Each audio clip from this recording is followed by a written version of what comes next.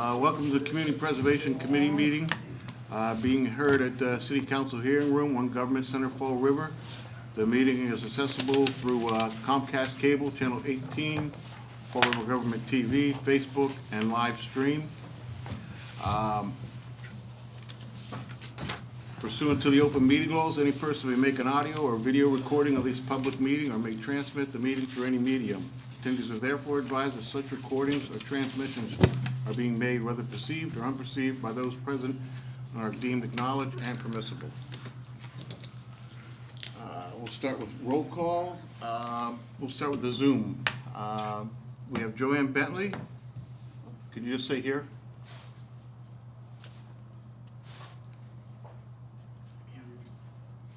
Okay. Is Christine Oliveira on Zoom? She's not there yet, no. I am. Okay. All right. I'm here, present and attending by Zoom. Okay, we have Joanne, but a little audio problem. Caroline, we'll start at your end. Caroline Aubin, present. Alexander Silva, present. John Brandt, present. Richard Calderon, present. Victor Farias, present. Rick Mancini, present. All right, and we're missing somebody. We don't have an appointment from the planning board. Any citizen input? No. Nope, okay. Can I have a motion for approval of the minutes from February 13th, 2023? I make a motion that we accept the minutes from February 13, 2023. I'll second that motion. Okay, roll call vote. Ms. Oliveira? Kristen Cantara Oliveri, yes. Joanne? We still can't hear you. Just raise if you say it. Are you muted? Okay. Caroline? Caroline Aubin, yes. Alexander Silva, yes. John Brandt, yes? Richard Calderon, yes. Victor Farias, yes. Rick Mancini, yes. Okay. Let's see, we don't, okay, we'll just jump right to the funding hearing, FY '24 project. We're gonna start with, well, prior to this, we do have probably 8 on tonight's agenda. If you don't get to answer a lot of your questions you want to ask tonight, we still have time before we vote, so if you miss something, you can always call the applicant and get that direct, so don't feel that, you know, I don't want to cut the conversation short, but, okay. First, if we could have for ad building, railing on patio west side of building, main entrance, restoration on Rock Street. They're looking for $60,000.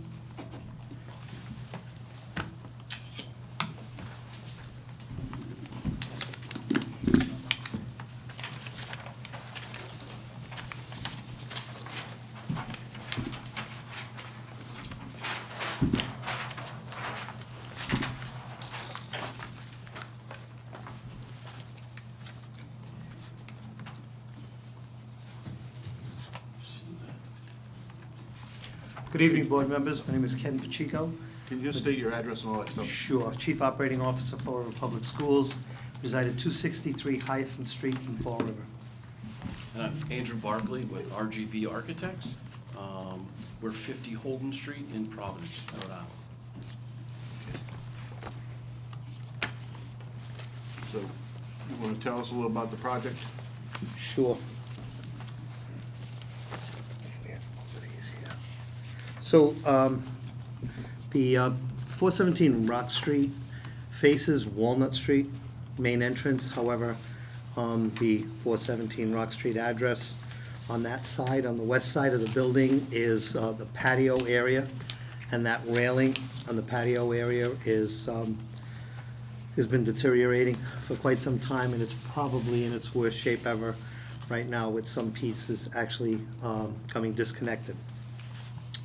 The product itself that we're going to replace with, or the wood, is not available. So we are hoping, and we had it approved the other day, actually last week or the week before at a Diamond School Committee meeting, that Diamond is going to get involved in fabricating some of that, some of these spindles and the railing, in order to have us bring it back to as close to original as possible. We don't currently have approval from Diamond to install the product. But right now, we're pretty excited that we can get our hands on that product and through the students, and obviously it serves that second purpose of having the students working on a live project, especially one of this nature. Yeah. Just add to it, just, the home is William Brayton home, constructed in 1920, somewhere in that time frame. It's not on, say, in the historic overlay, but it is a historic building by its age. The railing in particular is actually quite unique. It took some time trying to find the components that are made that's similar, or it was done by hand in its time. So that's actually when Ken and I both discussed maybe getting someone to fabricate it, to match it, because of their short and wide kind of spindles, and the top rail is very unique, and it's really in poor condition, but at the same time, it'd be great to have someone match it, and the cost of matching it in fiberglass or GFRC, some type of material that's, say, more modern, is not really in keeping with historic standards, so you keep the same fabric, the same look. And so the concept of the school, the students actually being able to produce it and see it, I thought that was a fantastic concept for arriving to its replacement, so, Now, you will be following Secretary of State's standards for the, yes. okay, all right. Now, you're doing the railing, and what else? Does that include anything else? So the railing is being done, and then we're going to actually look at the front entrance, the main entrance, which we won't be using anymore, but to bring that entrance up to where we think it should be. We're gonna be doing some abatement, on the paint. We will be doing very minor reconstruction, because most of the wood, the columns, and that trim work is in good shape. But we will be also doing that work. And outside of this project, the district is going to do all of the exterior painting. So it's been a while since anything has been done on the building, on the exterior. So that work is going to get done over the summer on the upper roof area, the parapet. We'll go to Zoom first. Do they have any questions? Ms. Olivera? Go ahead. Yeah, so the one thing that I noticed that's missing, because it's a project for historic preservation, there's no letter of support from the Historical Commission. Is that something that you have forthcoming, or? I don't, but I will do my best to get that done quickly. I do not. Yeah. Okay. Yeah, because anything that falls under that category really needs to have that, so that the Historical Commission's on board with that. Sure. Do the work. Couple of people from this Yeah. board. Yep.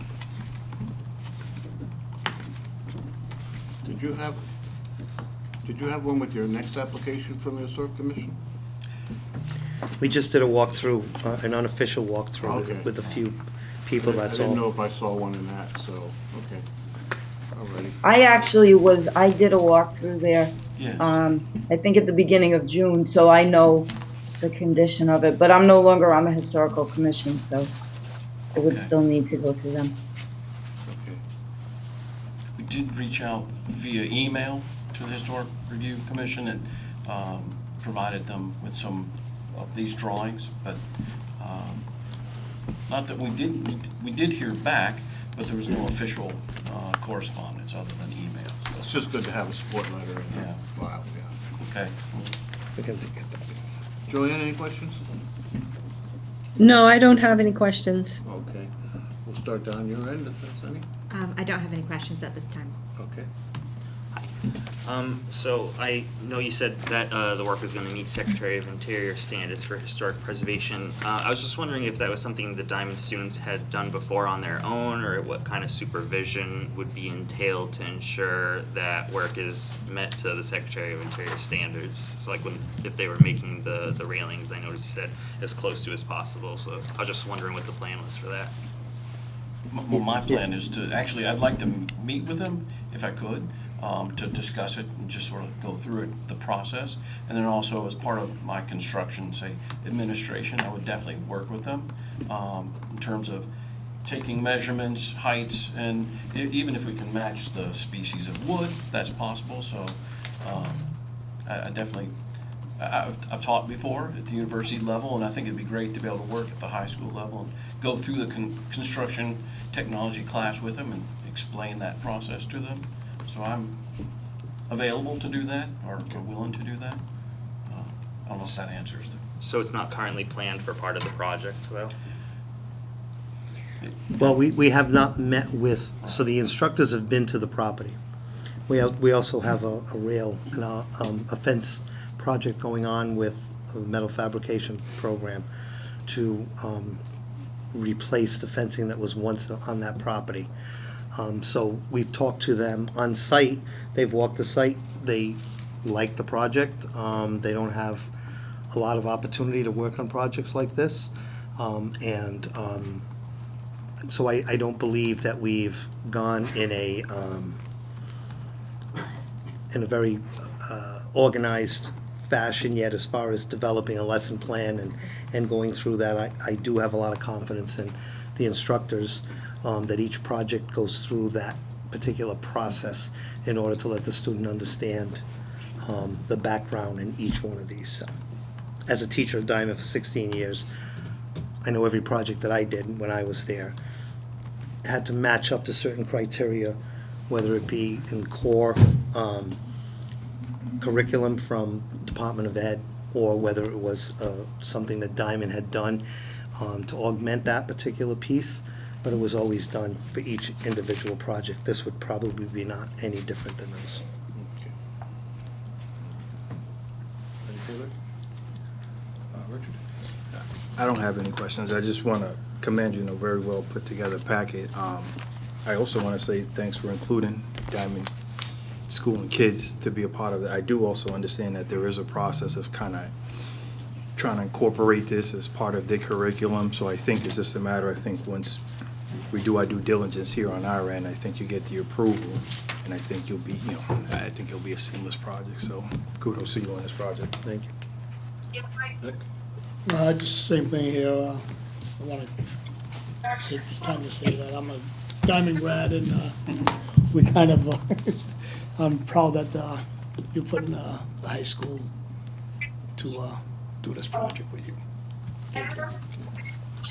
You talked about the fabrication of the rails and the spindles, and composites are recognized by the Historic Commission, so if you can get a composite that replicates that, that's okay. But if not, are you gonna try and, you did mention species of wood. Would you be using cypress or spruce or something better than, you don't wanna go in there with making pine spindles because the weather's gonna tear those apart. So what would you be doing? I'd really like to get one and core it to see what it is, but it's definitely dense. It's been there for 100 years, so it's done pretty well. I do believe that the lead paint has preserved it over time. And my intent would be try and figure out what it really is. I think it's probably, I'm not real sure if it's southern yellow pine or if it's a fir. It's definitely dense for the main spindle pieces. If at all, we'd like to see even salvage some, which would be nice if they're found to be solid. So that's really what I'd like to take one apart and see. I know that the boxed ends are not. They're made of something that it looks like a pine or maybe an oak, but it's already dry rotting over time again, just water damage and age.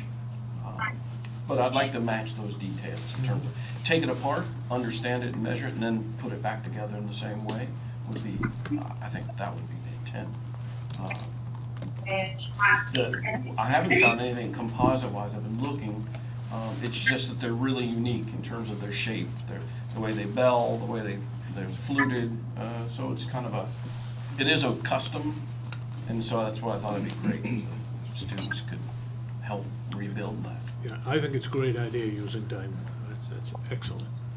And there's actually part of it, I don't know if that's part of this or the other, but there's ironwork, like these Juliet balconies that need to be, you know, maybe just iron brush and paint, reseal them, but there's some really nice ornamental ironwork that needs to be improved. They're not falling apart, but, and if the students can help do the fence work, they can definitely do that railing work.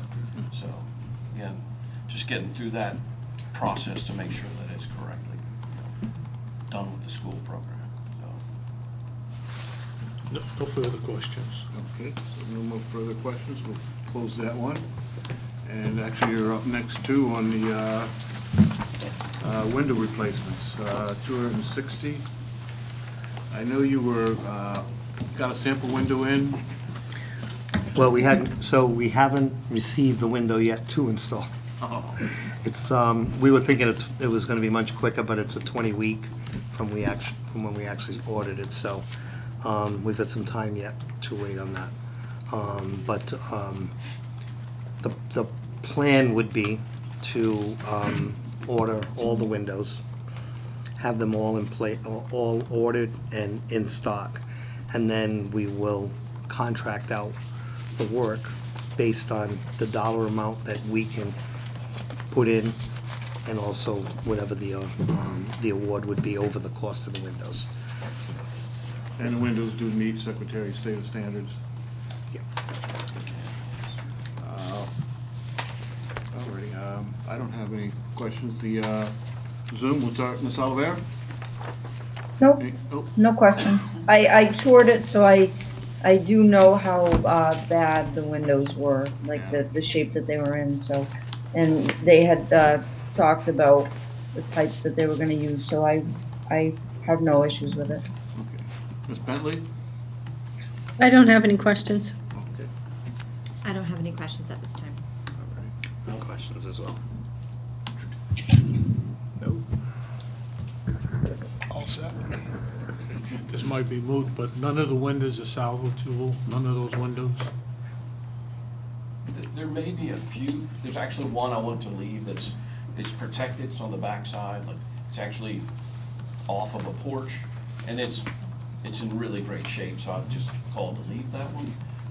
All of them suffer from dry rotting, but the higher you go, the worse they get, I think due to exposure, but, the main central window in the stairwell is quite unique. There's only one of them. We called to reglaze it. So the idea with that would be to keep it if we can, and then put a glass panel, like a storm, because it's not operable as the outside of that, just to protect it. All the other windows have storms on them, so of a type, or they're weathered and really need to be replaced. Same with the doors, the exterior doors. And we broke out all the shutters. There were wood shutters on every one of the upper windows, and found them in the basement, actually some examples of them. So we call that out as an alternate to see if we could replace those and use the original one as a template or a model. So that's part of the project too. Right now, they're vinyl, and they're literally screwed to the brick masonry veneer, which is not, but they were heavy, they were operable on the pintles, and they definitely would give it a completely different look to put them back. Certainly would. Oh, yeah. Yeah, be nice. There's the intent to do it, it's just cost to do it, so. The only other thing that's a little odd or difficult is the basement level, the lowest level, which is stone. There's a steel lintel across the head of the window, and those have really, they're starting to delaminate or separate. So to replace the window's not difficult, but to get in and put a new steel lintel in is really what you need to do. And matching that brickwork and that tuck pointing work should occur too, besides just replacing the window sash. So.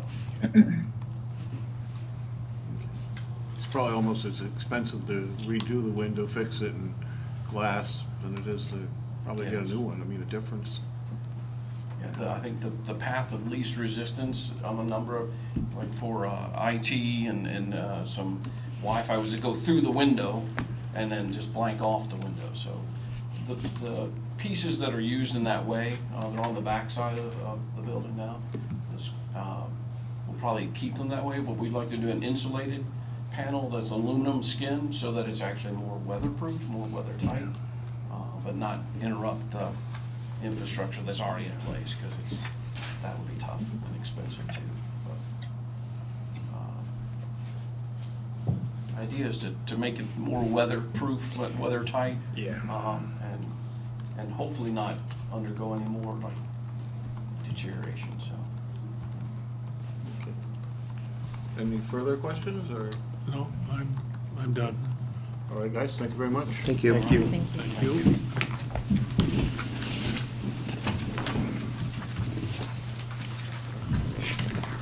On the next, I'd like to take out of order the bump Academica up. If I could have a motion to do that. I'll make a motion that we take academic out of order. Have a second.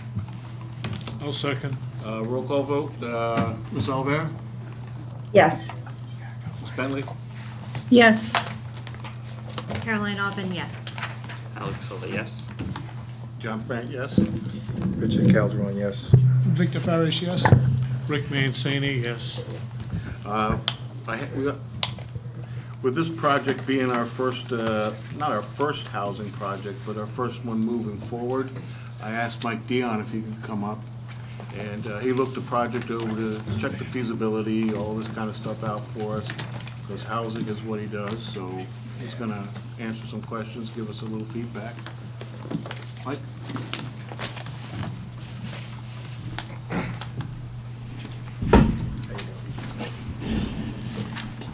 Good evening. Good evening.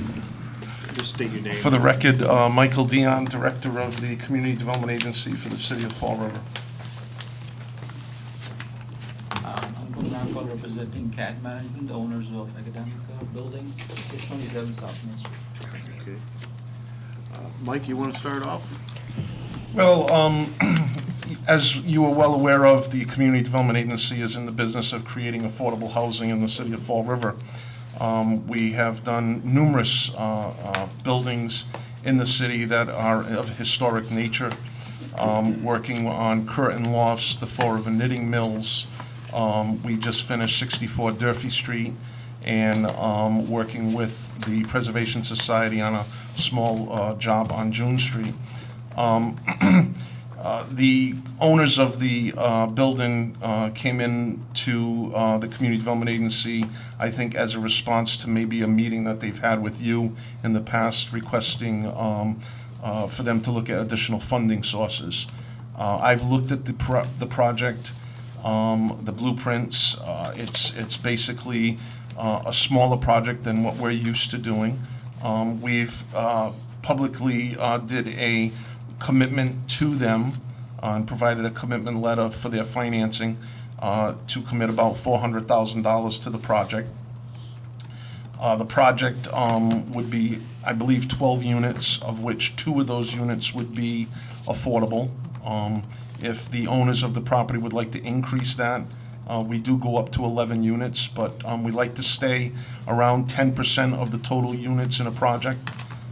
So 2 units is acceptable to us at the time. They have a pre-commitment letter of about 30-something items that they have to get to us and abide to us within the next 6 to 9 months, whenever the development is going to be happening.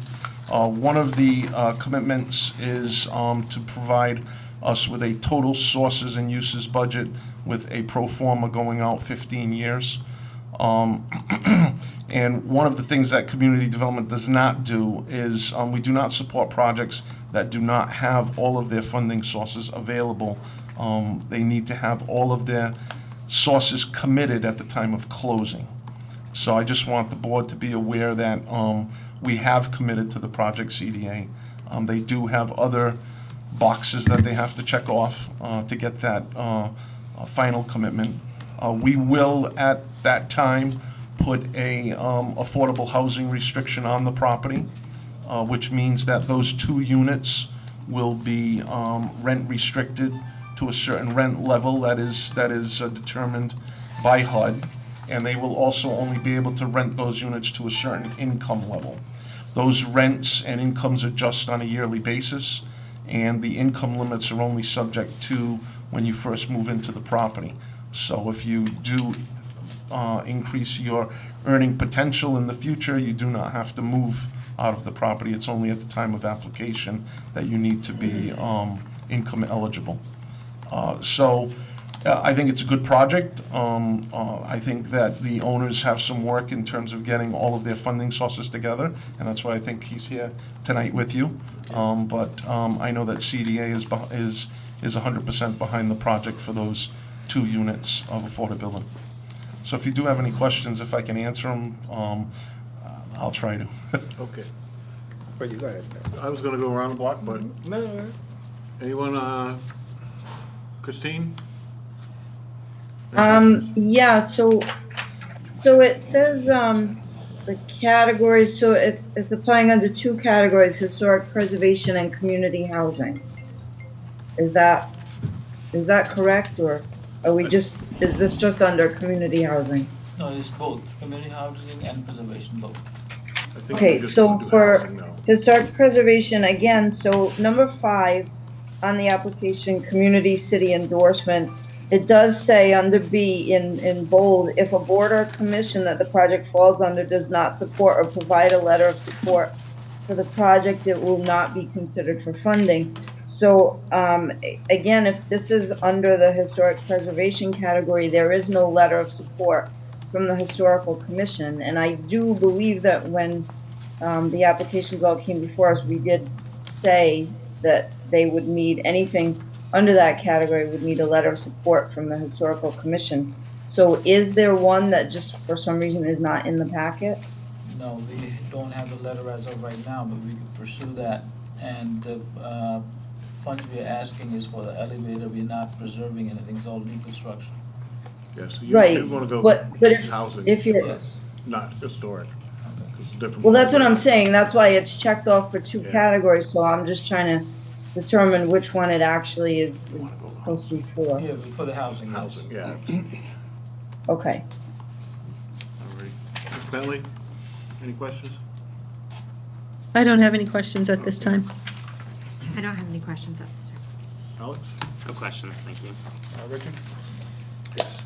Mr. Sanders, and I'm not sure which one of you can answer the question. So out of the 12 units, you guys said only 2 units will be affordable. Can you Correct, it's 11 units. Oh, 11 units. Yes. Sorry. Okay, so 11 units. Will be affordable, or 11 No, units in 2. total? 11 units in total. Total. Okay. And then 2 2 units will be affordable. affordable. So why just 2? How do you get to that ratio? I'm just trying to get an understanding. It was like 10%, like, you know, what they wanted to be, and we also have, like, you know, other affordable market, other market rate, you know, to Yeah. make the feasibility, you know, after investing like $3-4 million. Yeah, I no, I mean, the understand market that. is pretty high right now. Right, it's not even just the high part of it, like, you know, we have to also, you know, look for the investors, like, you know, interest too. We're not against making more, but, you know, No, I right now, understand. we're going with 10%. Yeah, we at CDA have kind of held fast to that rule of 10% in a project. We very rarely go above that. It's basically the percentage that the Chapter 40B, low-income housing for the state, is requesting each community to be at. We do exceed it sometimes, but in this case, we use the 10% as kind of a projection. It's gonna all really deal with how he does his capital stack and how he does his sources and uses. He might have to come back and request maybe 1 additional unit. That's up to him and how he works the numbers. Yeah. But it really comes down to the numbers. Our assistance is at a interest rate of 1%. Also, to let the board know, we will do compliance with historic preservation. We will take that set of specs, we will send it up to the Mass Historic Commission. We will let them know what's happening with the building to make sure that there's no detriments to the historical features of the building. We do all that in what we call an environmental review. We haven't started that yet. We won't do the environmental review until we get more of a commitment in terms of documentation from the owner.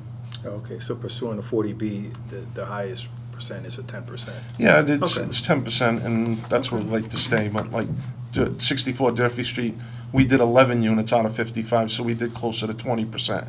But that was targeted to practicing artists. So I wouldn't want to do 11 units in an 11-unit building. No, It's- right. Again, I was just trying to get some clarity. I didn't know the rules and regulations, so that's the reason why I asked the question, just to get an understanding of it. So, thank you for the clarity. Vic? All set right now. Yep. No questions at this time. So you'll be overseeing the historic part of the outside because they have to, the historic building? Yeah, what'll happen is we'll require them, they'll determine what type of windows, what type of doors they're gonna put in. We will send that documentation up to Boston. Sometimes Boston doesn't allow a vinyl window, sometimes they would allow a vinyl window. We don't wanna see the building, in terms of community development, we don't wanna see the building changed in any manner on the outside of the building. We will have a series of inspections on the building. We will require his architect to provide plans to us. We will give those plans out to several contractors for them to bid on the job. There'll be an open process bidding if he wants our money. And we will go through with an inspection process throughout the entire construction period to make sure that that the work is being done in compliance with the regulations and also in compliance with Mass Building Code. We probably will have probably 95% sure that we'll have our architect that is contracted with community development, with his stock architects, which will provide us direction on this whole project and also with his own architects. So we'll make sure that everything is done correctly and right to the specifications. Okay, thanks. No other questions? Excuse me, is there any historic preservation restrictions placed on that when you go through the funding on the historic side? No, not on the community development side. The community development side will only have a affordable housing restriction on it. That's up to you guys. Yeah. Come and pay us a visit. And I mean, we can do, if you want, it's up to the board, but we could make your restriction part of our restriction. We could do it at the same time as the closing, if it's up to the board Well, it makes it fairly easy, yeah. Okay. to make it easier. All right. You get to that point. All right. Good. Okay. Thanks. Thanks, Mike. Thanks for coming down. Thank you for the clarity. Thank you, gentlemen.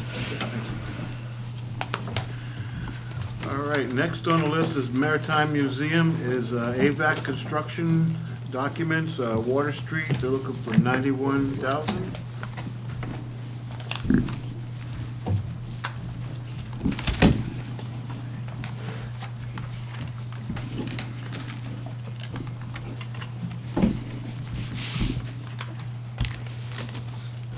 Alrighty, Megan Rathbun, Executive Director of Battleship Cove. I'm Rodney Jocks with Stark Architects. Go ahead and tell us about your, So the Maritime Museum in Fall River has occupied since the late 1960s the former machine and carpentry shop of the American Printing Company's mill complex. It is a historic building, and we are seeking funding to continue an upgrade process that was started several years ago, mainly to upgrade the electrical, now the HVAC. The building does not have a functioning HVAC system, which is a dual problem in that we have a large number of historic artifacts for not just Fall River, but the greater South Coast area. And also the building itself suffers from the temperature changes as a result of not having air conditioning in the summer. So we are looking for funding to do the engineering drawings to be able to go to a bid process to actually have that HVAC system put in. It's a complex process, and we've been working with Stark Architects on the previous phases, and they are very familiar with all of the work that's been done because they've been the ones doing it. Now, the last project you put in, I don't know if you finished that yet, have you? No, but we just got word 2 weeks ago that the final electrical panel piece that was missing, that has been on back order, finally came in, which I'm very excited about. So that our engineer is on, or sorry, our electrician is on vacation, and he should be back in 2 or 3 weeks. And when he's back, that's going to be finished, and I'm very excited. And the elevator is? So we're not using it right now because we're not going upstairs, because I'm limiting the occupancy upstairs just at the moment until we finish all of the electrical But upgrades. that's finished, that project? That project is finished. Signed off and, okay. So this is just for a study to see what you need. So this is to do the electrical drawings rather than a study, yeah. Okay. And I'll hand it over to Rodney, who knows the technical side of that a lot more than I do. Go ahead. Yeah, so it's not for a study, it's to do the actual construction documents for the new mechanical system that's required. You know, so the construction documents and the specifications will be prepared in accordance with, you know, state rules and regulations, and they'll be in a manner such that they'll be ready for public bid, for contractors to bid on. All right. Which, by the way, we just, it's still under construction, but I mean, we've been through this process in the last year at 45 Rock Street, actually with Mr. Dion's office. Yeah. We redid the HVAC system there. That is a very similar project. Okay. And I know there's a lot of nice documents down there you want to take care of. There's a lot of amazing historic documents, artifacts. It's got, I believe, the third largest maritime library on the East Coast on the second floor. It's amazing what we have there, and so making sure we keep it for the next, 100, 150 years, that those artifacts are there for everyone, not just in Fall River, the greater South Coast, or anyone who visits to be able to see, is incredibly important to me. Okay. Have you looked anywhere else for additional funding? Yes, so once we do the drawings, what I'm planning to look at is I just forgot the name, it completely went out of my mind. The federal, I just had it up on my phone. There's a federal act that just came out, the Inflation Reduction Act. Thank you, my brain went up. Has a lot of money in the federal budget specifically for, actually, museums, to look at bringing their energy systems up into more efficient, looking at, say, solar, or, for us, anything is going to be more efficient than we have right now in the building. And then there's also some state funding that would become available once we have the drawings. So the drawings you need before any other funding? Yeah, until we won't know until we get the drawings and are able to do the bids, what the actual system itself will cost. Okay, alrighty. Ms. Oliver, any questions? Oh, no questions. Ms. Bentley? No questions at this time. Okay. I have no questions at this time. Alex? So when did you think the electrical panel will be finished? You said, was it within As a soon as month? Or- I hope so, as soon as our electrician comes back from vacation, that's on his list, because I've been hounding them, because I want to see it done. So yeah, that final part was just, I hate the supply chain issues, but we've been such a victim of it. It's impacted several of our other projects as well, so it's been an adventure. Yeah, I've been down there and I've seen the paused progress for a while, It's so just I waiting. remember hearing your struggle and looking forward to it getting finished. Yeah, And I've I'm- heard similar issues as well, so. Yeah, no it's problem. impacted, even we just put up, I'm sure everyone has seen it if you drive by Battleship Cove, that great big green tent thing. It's a hangar, actually, for our helicopters. Just getting that took so long, because we just kept getting held up and held up and held up, that project, I think, is almost a year behind, just because we got stuck in supply chain issues. No question. Yeah, I have a couple of questions. So Stark Architects is gonna be the designers, so I guess this is a multi-year, probably previously before until I came on the board. So you guys had signed an agreement, like a contract, to do all these different phases of this project? We've taken it phase by phase, so Okay, so you guys just automatically just hire Stark Architects? We haven't hired them yet, depending on funding, but they've been working previously. We reached out to several other architects to try and get bids. We only got one back that was willing to even do the bid. It's in the packet, but they came in and only wanted to bid for like the super big project that we weren't ready to fund and go for all of that yet. And their pricing is actually a little bit higher than Stark's would be if you look at it, and they don't have the benefit of having worked on this in the past, so. Okay, so basically this will be, if approved, then obviously Stark Architects will be the ones that will do the design. Once the design is set and complete, there'll be an estimated forecast amount. That being said, then obviously you probably, I'm not sure whether the rest of the funding for construction will be, do you guys know where that's coming from? So that's where we'd be looking into the federal and the state funding, and then we would put it out to a bid process for that, because this would be a higher amount, so within our internal controls, we would do bid process for this. So it'll be a public bid process, so this will be a Chapter 149 bid Yes. process. You know, it's my understanding, and I'll admit, I do get a bit confused when it comes to money from the CPC. We've done other projects before. Right. But it's my understanding that projects that are funded with CPC money are required to be publicly bid. Well, I mean, I know we do private and public, so, Private, no. If you go through the city, it has to be bid. yeah, so any Yeah, so public you're- agency, like, Right, you're private, right? You're We're not private. city. Yeah, so. yeah, so you don't. But you we know, go out if to you're- bid for You big can go out, projects, yeah. because This makes Just- sense. Yeah, you definitely want to have. So, again, I apologize, I might be taking a right turn here with the conversation. So, we would still need to bid the project to a number of contractors. However, we would not have to follow Chapter 149 bidding process? Correct. Okay, so that means no prevailing wage will be paid? Okay, okay. So that should save you a ton of Yes, money. that is a big saving. As mentioned, Yeah, 'cause it's I always get a little confused. Right, because it's not just publicly bid, I mean, there's certain other requirements as well too, depending upon the threshold, like, you know, there's a DCAM certification where Right. that triples the amount of what the construction project is gonna be, you know, they're gonna require OSHA 10, you know, non-collusion, tax compliance, the list goes on. It's private, Yep. you know, it should be way under what, you know, a public project would be, so. Thank you for the clarification. Nah, no problem. Appreciate it. Thank you for clarifying that to me. That's all I got. Vic? Nothing right now. Rick? Yeah, the documentation is listed under historic preservation, so it would behoove you to stop by the historic Yes. commission at the next meeting and get yourself a letter. or yes, we're going to do that. We realized that we had the wrong contact information, so that was on me. So that will be something that I will address this week. Okay, good. Okay. I know we have one on file for me, but it's always nice to have in the packet. Anything else, Rick? No, I'm all set, thank you. All right, if no more questions, thank you. Thank you. Thank you. Thank you.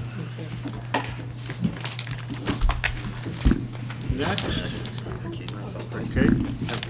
So I'm on the board of directors of the Preservation Society of Fall River, so I'm going to recuse myself for this next one. Ready.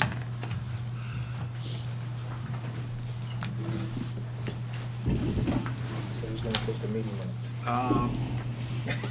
Carol, are you any good at the? I've never taken the minutes before. Oh, we'll figure it out. Can he take notes, even though he's recusing himself? Yeah. Yeah. Sandy, could you just take notes for this one? Oh, sure. Thanks. My name is Jim Soul. I'm the president of the Preservation Society of Fall River. I reside at 577 Rock Street in Fall River. All right. In case you guys don't know, Dr. Fiskhouse has been before us a few times. And does this finish the project up on the outside? Yeah. Okay. I don't know if you saw the building before it got started, but now it's spectacular. So I don't have any questions. I'll just If you want to go ahead and explain briefly what, summarize, not to waste too much time, but with this, well, this is the last part of the project that we're coming to CPA for, because we're trying to respect the philosophy using CPA funds for work that are viewable from public views. So some of the back windows of the house, we're taking that upon ourselves. So we did the front facade last year. Thank you. And this last round for is windows, storms, and shutters on the east and west facade. So they're the side facades of the building, but within view.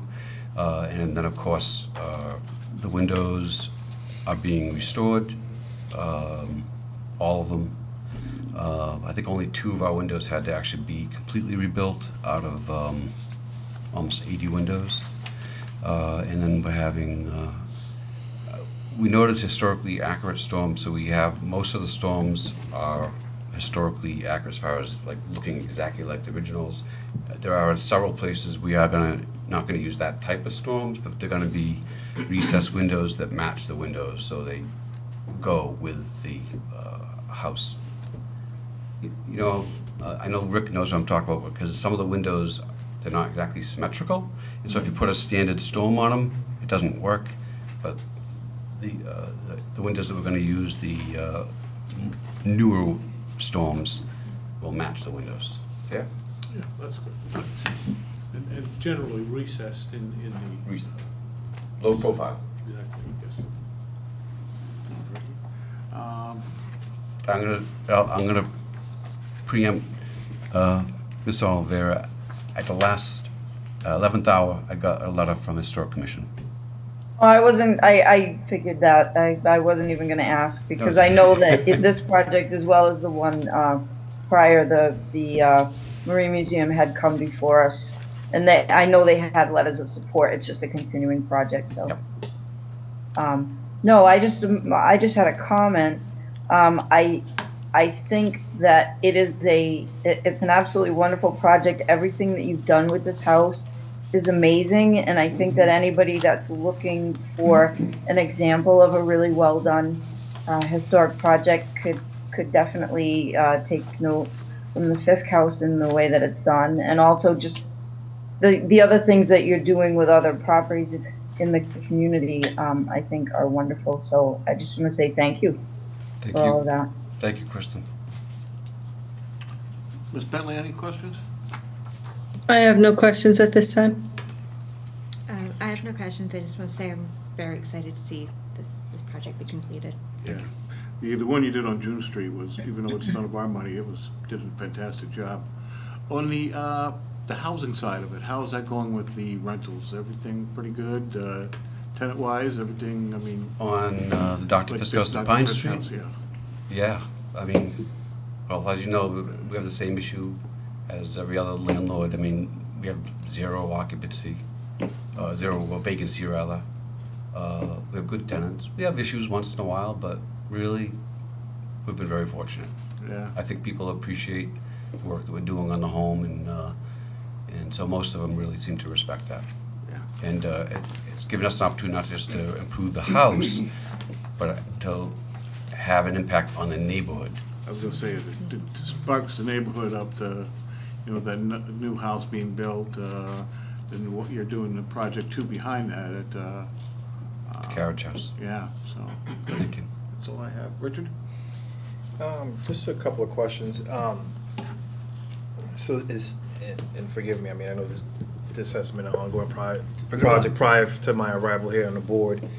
Just trying to get understanding so is this gonna be like affordable housing? This is a historic preservation. Okay. But we happen to use the house for apartment rentals upstairs, and there's a plan for an Underground Railroad exhibit in the basement. That's where Dr. Fisk's medical practice was, homeopathic practice was in the 1840s and 50s when he was a known abolitionist.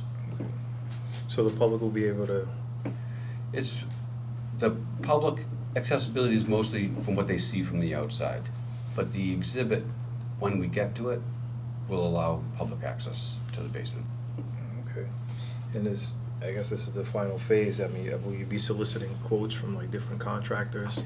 The window projects, honestly, they're so difficult.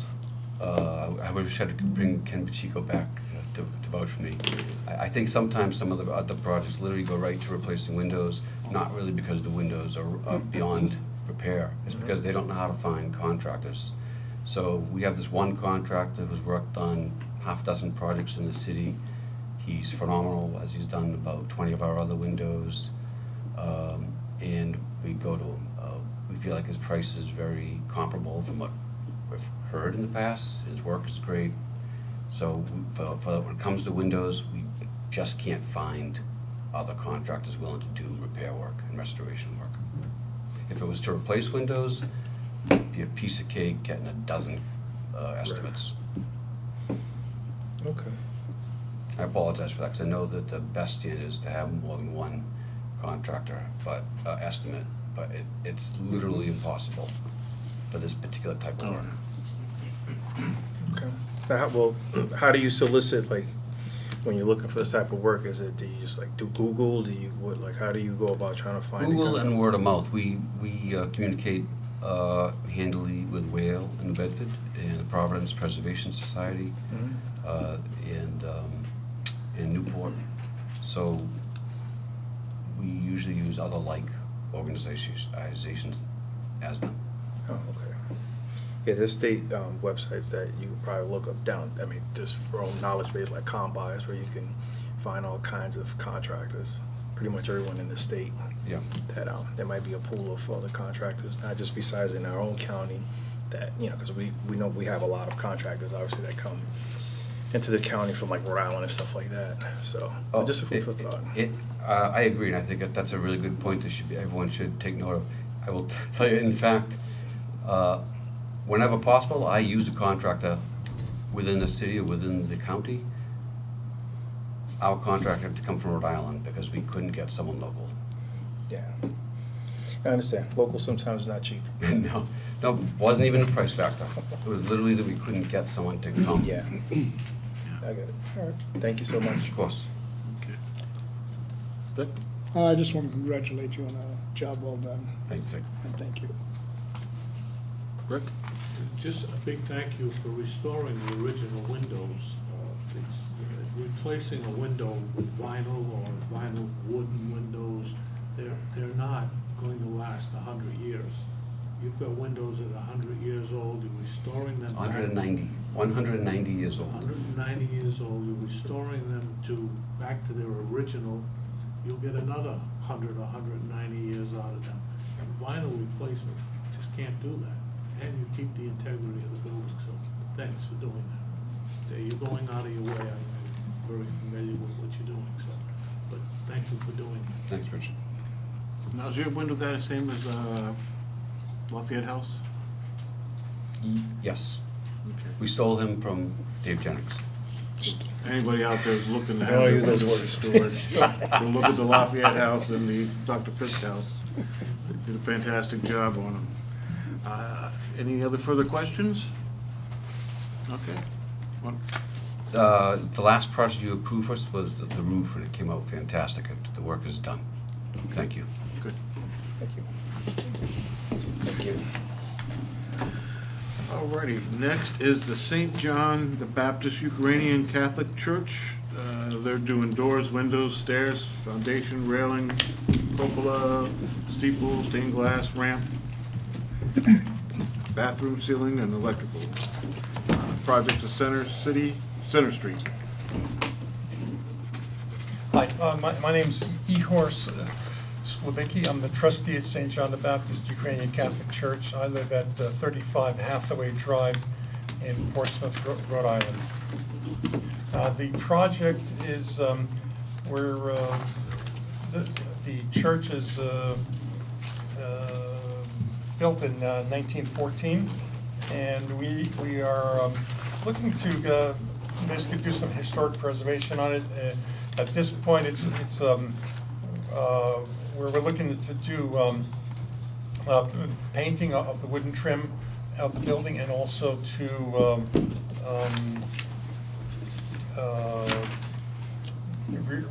do some work on the brickwork itself on the building, on the front steps.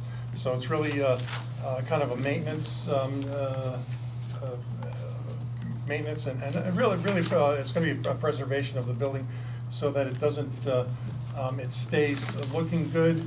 And I think preserving the building, especially this building, is going to be important for the city. I think it's kind of a unique building from the point of view of its architecture, especially it's got that pear-shaped dome on top, which is typical of Byzantine architecture, which our church falls under, as far as the part of the Catholic Church.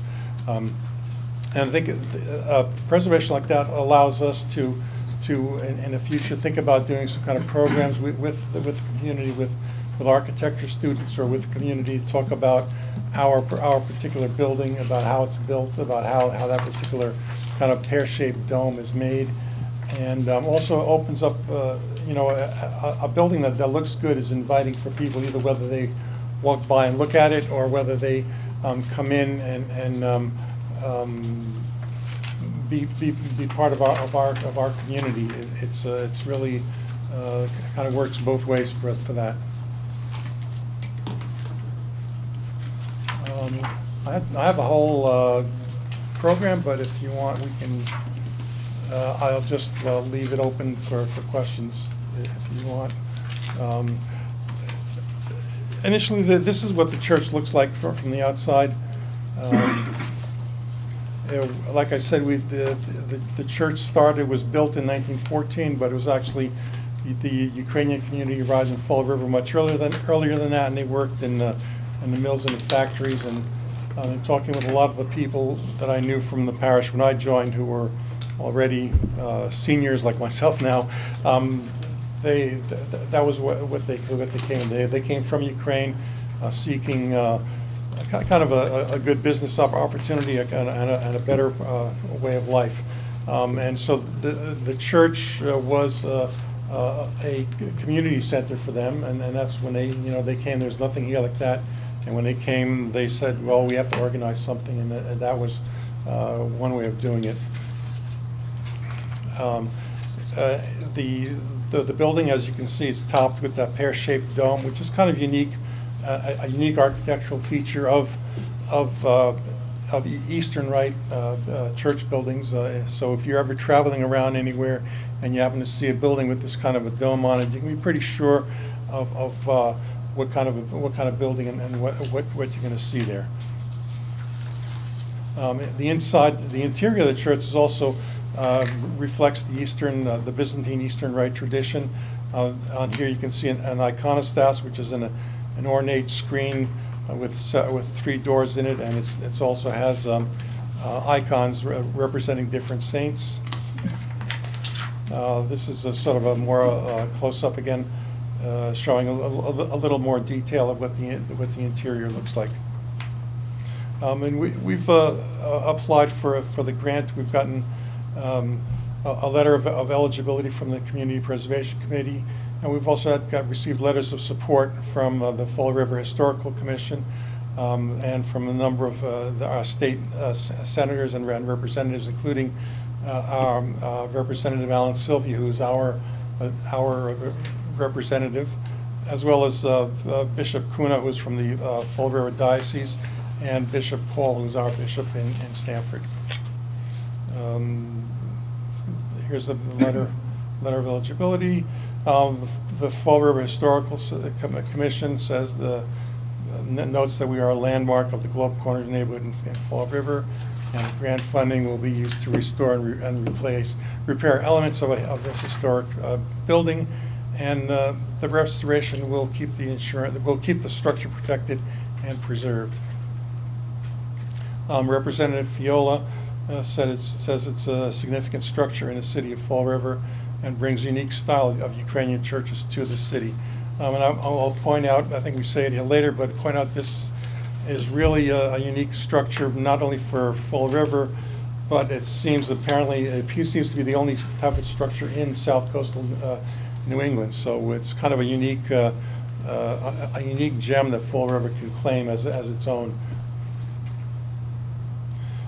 Senator Rodriguez also talks about the architecture of the church. as well as the fact that it's been a community center for the Ukrainian community in Fall River, and also really in the surrounding areas. As people moved out of the city, they still came to be part of the community.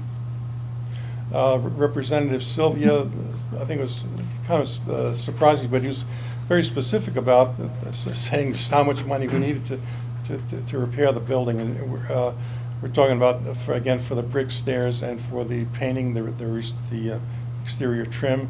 And what the work will do will sort of keep the building preserved and prevent any deterioration from taking place. Bishop Kuna, again, just remarked about what kind of the impact that the church has on the community, and also that it meets the goals of the Community Preservation Act. And Bishop Paul, again, just reiterated that the church is is a big supporter of the community, both Ukrainian and also as through that it also spreads to the city of Fall River. The summary: masonry, want to repoint and reseat the brickwork on the front steps, repoint the foundation as needed. It looks like there's some cracks in it, which I think is just cement, maybe have fallen out, some more have fallen out, and secure the hand railings on the front steps. The paint, we're looking to paint and caulk all the doors and the stained glass windows and the ground floor windows, and to do all the wood trim around the doors and windows on the exterior, and all the wood trim on the exterior. Also want to paint the woodwork on the cupola and the bell tower, and there also needs a replacement or repair some missing slats that are on the bell tower. And we are going to be adhering to the the Secretary of Interior standards for rehabilitation. We're not making any changes to the structure or to any existing paint schemes or colors. Some details about the front work. This is what the front looks like. You can see it's already been repointed at some points, but it's actually getting, with time, it's getting worse. Think through, rain and water coming into among the bricks and expanding some of the joints. This is an example. You can see on the front steps some of the brickwork is coming loose. We've got a little bit of weeds growing in some of the other cement work, so this has to get replaced or repaired. We want to make the building look good, and looks good means that it's inviting for the public to see, and also is a source of community pride. A nice looking building is actually something that both we're proud of as a community, the neighborhood is proud of it, and the city is proud of it. Painting, we need to paint the wood trim on the doors and windows. The wood itself is in good condition, but it just needs a very, very good paint job. You can see on some of this is the front side of the building. You can see some of the paint peeling. Even though this is a small photograph, you can see how badly the paint is peeling on there, so that has to get replaced. Wood trim on the stained glass windows has to be repainted, and also there's some puttying to be done. And these are just general views of the building all around. This is the east side, the sacristy, the entrance door, again, stained glass windows there. The rear of the church, the southeast corner. These are the windows in the lower part of the hall, where the hall of the basement is. Again, they're wood trim, and as you can see, like on this one, some of the paint has come off. These windows have a wire mesh screen, so those are going to be taken off. Everything's going to be repainted, and the screen's going to be put back on, and we're going to match as closely as possible, match the existing color. So they're going to be it's kind of like a dark red brown color. This is the cupola again. You can see on here that some of the slats are missing, and so this is going to be repainted again to match the existing colors. Southeast. This is the southeast corner. The southwest corner. This is on South Beach Street side of the building.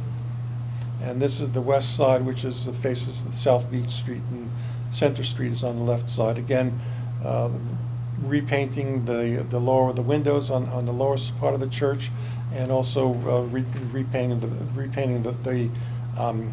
wooden trim on the stained glass windows in the upper part of the church. The windows themselves are covered with plexiglass, so we're not going to remove that. We're just going to cover this, but there is some exposed wooden trim around that, so we want to paint that apart. The plexiglass was put on some years back when we had problems with windows getting broken, either by stones or by BB guns, and so at that point the parish took the action of putting plexiglass on that side of the building. We've gone out and asked for quotes. We've asked for the masonry. We've asked 5 different contractors to come up with quotes. We've received one quote from Kenneth Pacheco General Carpentry, and DeMello Construction came out, and we're waiting to get a quote from them. We did not. The other companies that we asked for did not respond. Similarly, we asked for quotes for painting.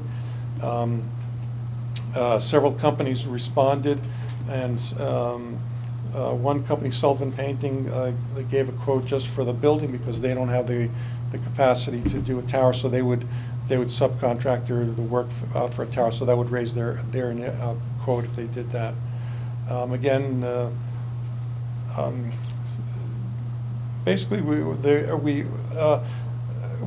the companies that we asked for, the bottom line here tells you, I asked them, well, why didn't they respond? And so they said either they're too busy, nobody wants to work after the COVID pandemic, or they have too few employees. So it's kind of a business environment that's making it harder for us to get quotes. We're trying to stay with businesses that are in Fall River. I think it's good for the city to have the businesses here doing the work on something that's in the city, and so we're trying to stay with that. As far as the project cost comes out to $58,000, it adds up. If you look at the 2 quotes that we do have, let's say we're saying roughly $22,000 for the brickwork, and roughly $26,000 for painting, and then we're adding a 20% contingency fee on top of that, because we're talking about getting a quote. These quotes were coming in like November, December of 2022, and you know, if the grants are approved, the work will probably start in August or September of this year, or maybe even later. So we're adding a 20% contingency, and that comes out to almost 50. It comes out to like 57,000 and change. So we're saying 58,000 as the number. We have gone into doing some fundraising. We've applied, other than applying for the grant, we've also applied for community support grants from local institutions, actually 3 of them. And we're doing announcements in the media. We're going to be meeting with Fall River Herald News. We did a short segment with Fall River Community Media Cable, and we're going to contact the local NPR stations.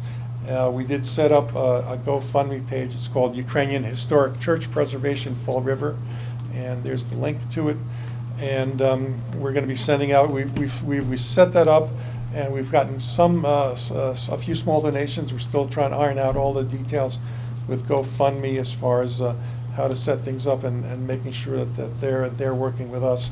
And once that happens, which I think is going to be within the next couple of weeks, we're going to send out GoFundMe invites to the church mailing lists, and also do follow-ups in social media. We have already done a number of capital projects within the last couple of years. In October of 2020, we've replaced the church roof at a cost of almost $13,500. And we've done a number of other smaller projects over the past year. So I think over the last, I would say in the last 2 years, we've spent a little over $16,000 of our own money on doing capital improvements. And the church is committed to the future. We're not just here, and we're planning to be here, as well, as I guess what I'm trying to say. So the question is, why should we get a grant? Well, for one, the church is a significant structure. It was listed in 2016 by the Fall River Historical Commission.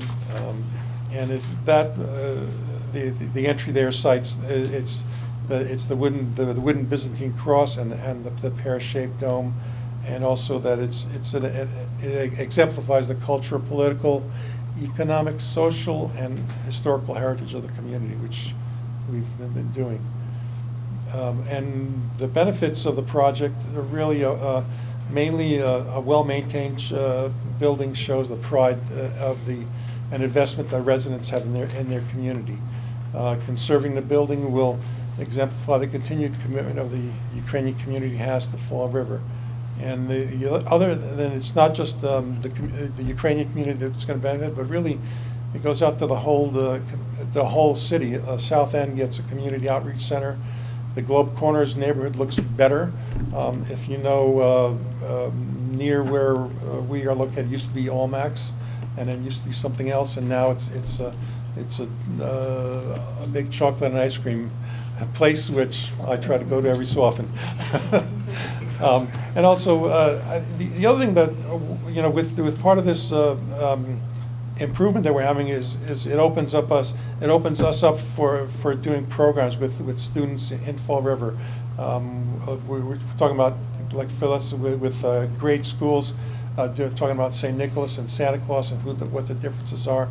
And also, I think the architecture allows us to involve schools like Diamond or Bristol Community College and talk about the different architecture that this building has, as opposed to other, let's say, even other churches or other buildings in the city. And I think with the uniqueness, and it allows students to explore this without having to travel to other cities or other countries. So let's say do that. And also, we're trying to, we're contributing to fulfilling the City of Fall River Master Plan, neighborhood stabilization, city character and identity, and historic and cultural resources.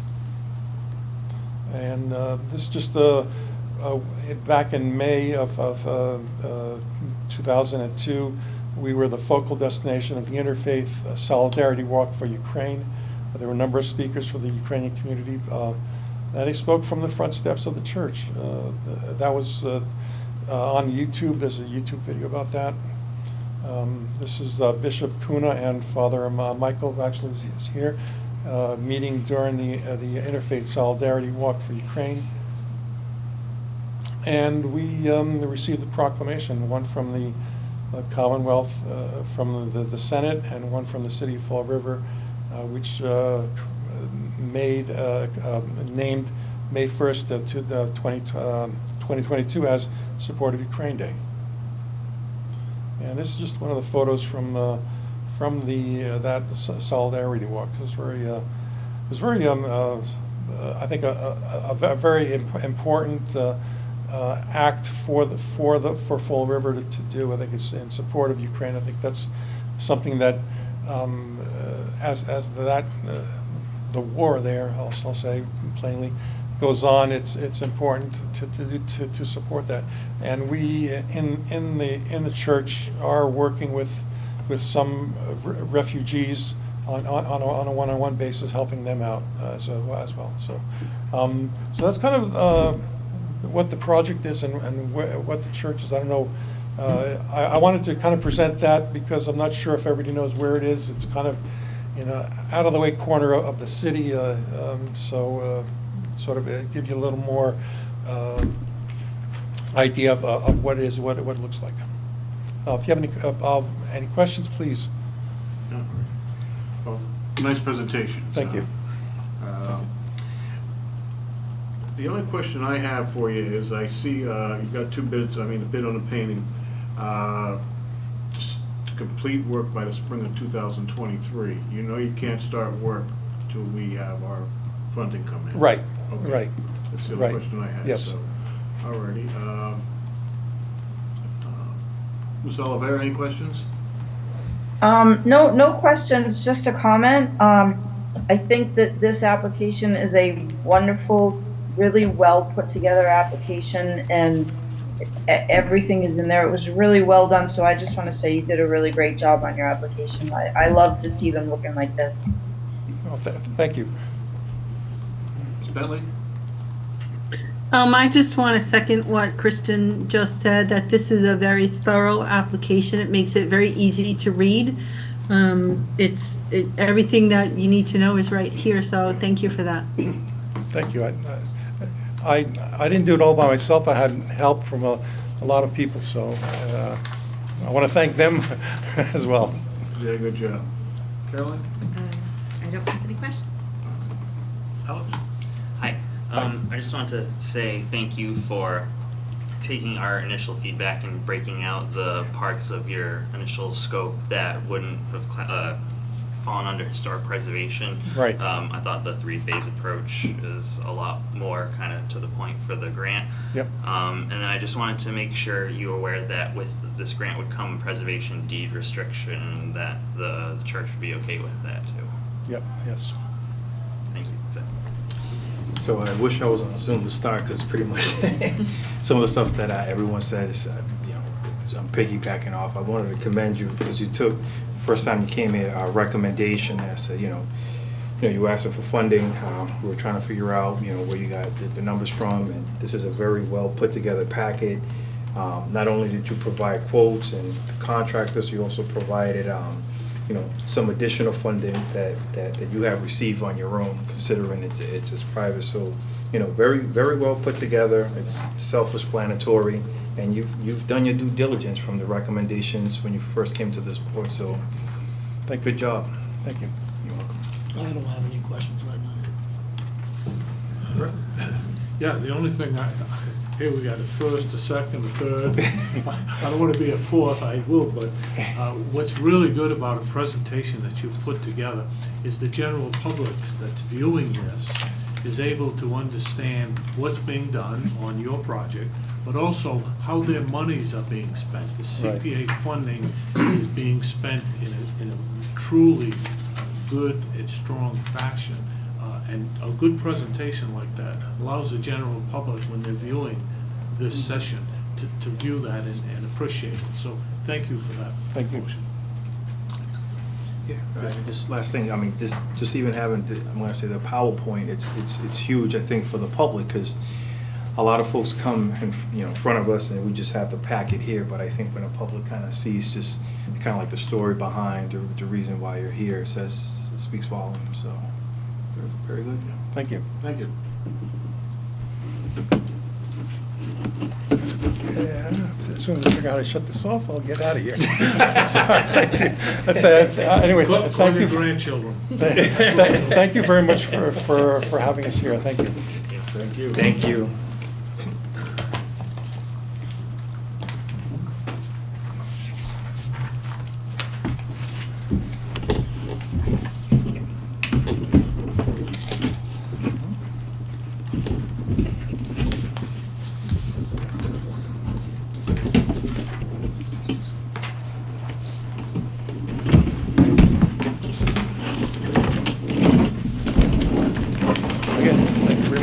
Thank you. Take your time.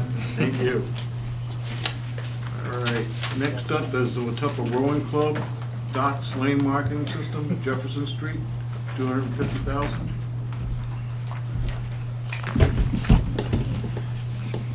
Can you Good just give evening. your name and address? Yes, Paul Cloutier, 46 Stanford Street, Fall River. Want to tell us a little about, Sure. So I do have some quote information which I did not have in the original application which you had asked me to provide. Should I give that to you now?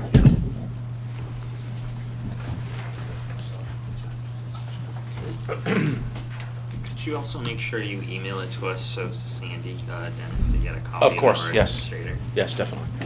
So, for those of you who aren't aware of who the Watuppa Rowing Center is, we're a nonprofit organization. We operate out of a building that is owned by the city that we lease from the water department. And our main goal is to provide access to students, youths ranging from middle school up and through high school, to teach them how to learn how to race and row, how to race competitively, and hopefully to help them gain better options for, post secondary schooling. What we're trying to accomplish here with this request from you folks is a lane, what's called a lane marking system. I know this sport isn't as well known as a lot of the others out there, but I think everybody, especially in this area, knows who the head of the Charles is, or have seen pictures of the head of the Charles. And what we're looking to do is to try to have a lane marking system, as well as the proper docking, as well as there's a lot of different facets that come along with it, such as timing huts and things like that, that allow a race to take place, otherwise known as a regatta. These regattas are typically done in the spring and in the fall, thus Head of the Charles, which is always in the fall.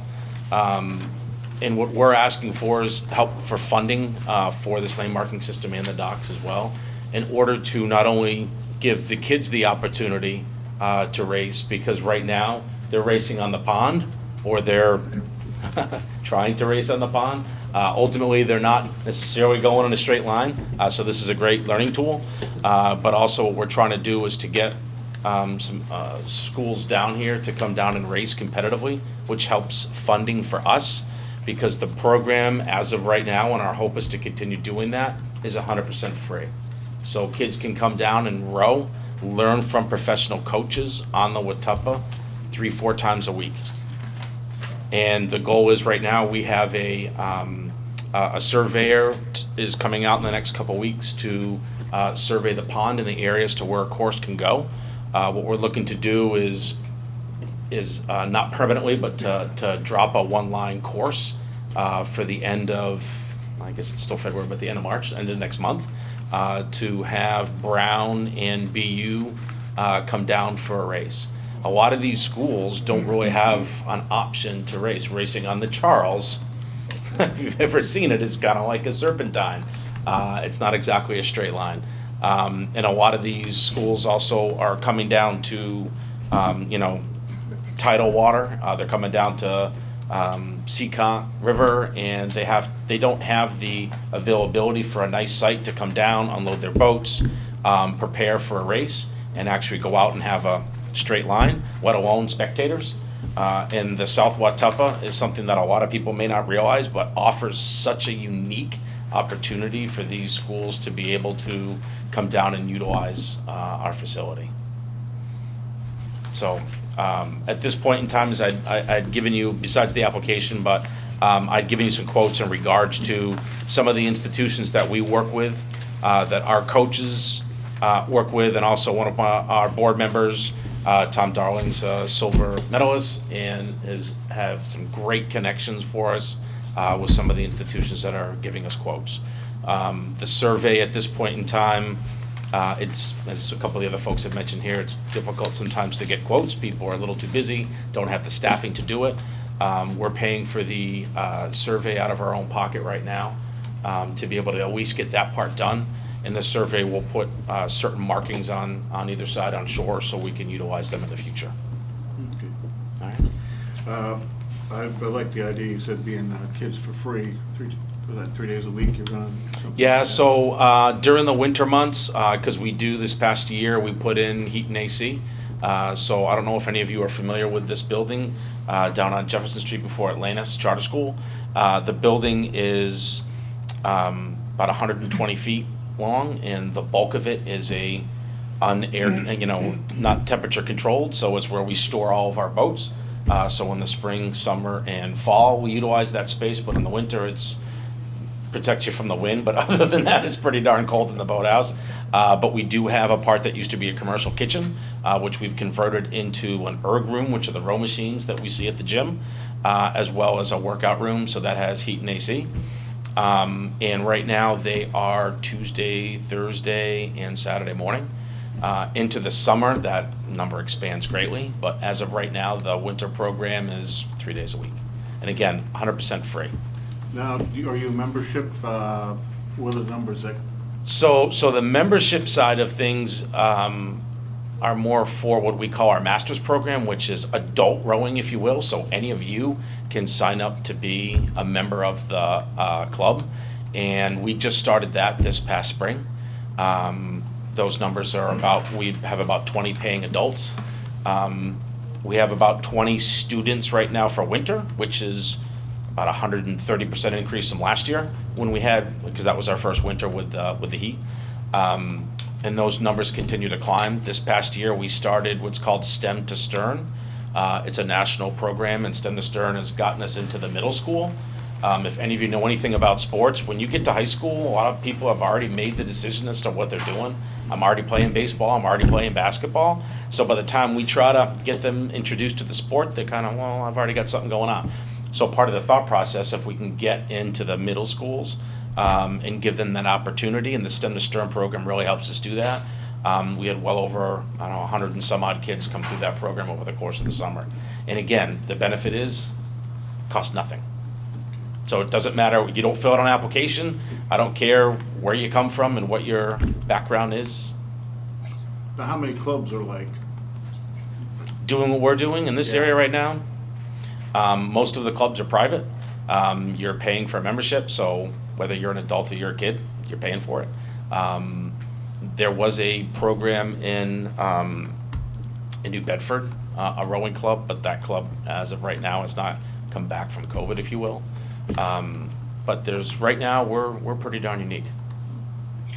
So like the colleges, they go to the Charles River, I guess, They do, or they've got to find other outlets, and the issue is space afforded, and being able to access the pond, So right now, schools they don't have access to it. It's hard to find that space. Our goal is to have in these regattas bring in quite a bit of money for not only the club to be able to pay for the non-paying youth, but also bringing economic activity to the area of Fall River, because if any of you have been down that area, which I have to assume all of you have, South Watuppa right around 95, you've got restaurants, you've got hotels, you've got, it's a great venue for people to come down. It was at one point looked at as a practice facility for the Olympics. If Boston won the bid for the Olympics, that this was going to be a spot, because there are so few ponds that you can have a 2,000 meter course on that's actually straight, right? A lot of ponds have, certain outlets and things like that, and they've got bends in them. We're fortunate enough that you can start down towards the end, towards the Tiverton end, and head back up towards 195 and easily have a 2,000 meter course. Now, I didn't see any support letters. No, not at this time. Okay. So I talked to Mike Labassiere from the water department, and we just have not connected due to his schedule, my schedule, to be able to, have him or Paul Ferlin write something up for us. So that's something we'd like to add to it. And that, I didn't see like a letter from the city or the state that you can use the property. Do you have that? Use the property or be able to install a course? Be able to install. So these are, if I didn't say it prior, these are temporary, so these aren't permanent courses. So ultimately, we're putting them in the water. They float, they're buoys, and they float, and then when we're done with the race, we take them back out again. Okay. So there are certain permanent aspects to them underwater that will anchor them down, but otherwise the course themselves that floats on top of the water, the buoy markers that you see, come out. Would it be possible for you to get a letter from the city or state saying that definitely. you have? Yep. Yeah, yep. Okay, that's all the questions I have. Ms. Oliveri, any questions? No questions, but I love this idea. I think this is a really great project. It would be really amazing to have something like this in the city. Thank you. Ms. Bentley, anything?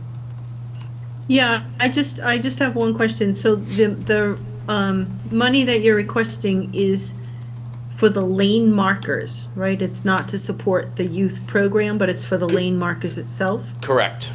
This has nothing to do with our operating budget. This is all for the lane marking system as well as the dock system. They have timing huts and certain equipment that they use to time these races. So they're very, as much as we see the boat going up and down the water, they have very intricate systems that time these races. So all of it is for the race or a regatta to actually take place. And the regattas could be by anybody, not just, it could be adults, youths, anybody who wants to enter the regatta. Yeah, correct. Depending on the type of regatta that it is, there's, again, much like the Head of the Charles, everybody thinks of the Head of the Charles as being all these, collegiate schools, but they have, master's rowing programs and youth programs, and we actually had pat ourselves on the back, we had a nice bid this year. We had our first boat. We had a 4 that was introduced to the race, so we had 5 young women from 3 different public schools here at Fall River enter and compete and race in the Head of the Charles this year, which is amazing. That's it for me. Thank you. I don't have any questions at this time. Hi. I just want to say thank you for getting us some quotes. My question is kind of relating to the quote that you handed, and I know that our virtual members don't know exactly what I'm talking about. So it looks like this is a quote just from one company, EasyDock, is that right? Or was there some formatting? So there are a few others, but we haven't gotten quotes from them yet. EasyDock for us is a system that we've used before. So these docks are what's called a low-profile dock, and a low-profile dock is what it sounds like. It sits very low to the water. If you've ever seen these boats up close, they are very low, so you can't put them next to a traditional dock, and there's only several companies out there who make them. One that we have utilized already, the board donated enough assets to purchase one for the club itself, which is at the rowing center, and it's a company that we've used and had great success with. There's a couple other companies out there, one that is used by the Head of the Charles. I want to say they're significantly more expensive, but they're definitely more, and we're trying to get a quote from them, but haven't had one yet. Okay, and so the numbers that you gave us, I'm trying to see what they add up to, but it seems like there's a couple different options, but generally it seems like it doesn't total 250,000. That's correct. Right. So when we originally put the application in, there were a lot of numbers that were thrown around because, again, I'm sure that this is not something that we have in the area. I will apologize and say this is new to me, going through this application process, and but ultimately, and again, a lot of numbers in here, but what it is, it gives us the availability to go from a 3-lane to a 6-lane to an 8-lane course. Ultimately, our goal would be is to have a 6 or an 8-lane course. That number, grows dramatically. We don't have any quotes as far as the timing huts and things like that, because again, not sure where the board would be, where the committee would be on what we are able to add on to this. Because again, you can have a race with one line going down the middle of the lake. You can have one with 6 lanes, you can have one with no docks, you can have one with docks. It can expand pretty dramatically. Mm-hmm. So our thought is to put in that ask of 250,000. Obviously, in the requirements too, it also states anything we don't use, we have to give back if we are granted anything. So the thought process was to ask for amount that would be, for lack of a better term, buying a limited automobile. I'm getting all the bells and whistles. If we're not given that amount, or we're given a lesser amount, or we have to fund it all ourselves, then we have to kind of start piecemeal. Mm-hmm. Does that make sense or answer your question? Yeah.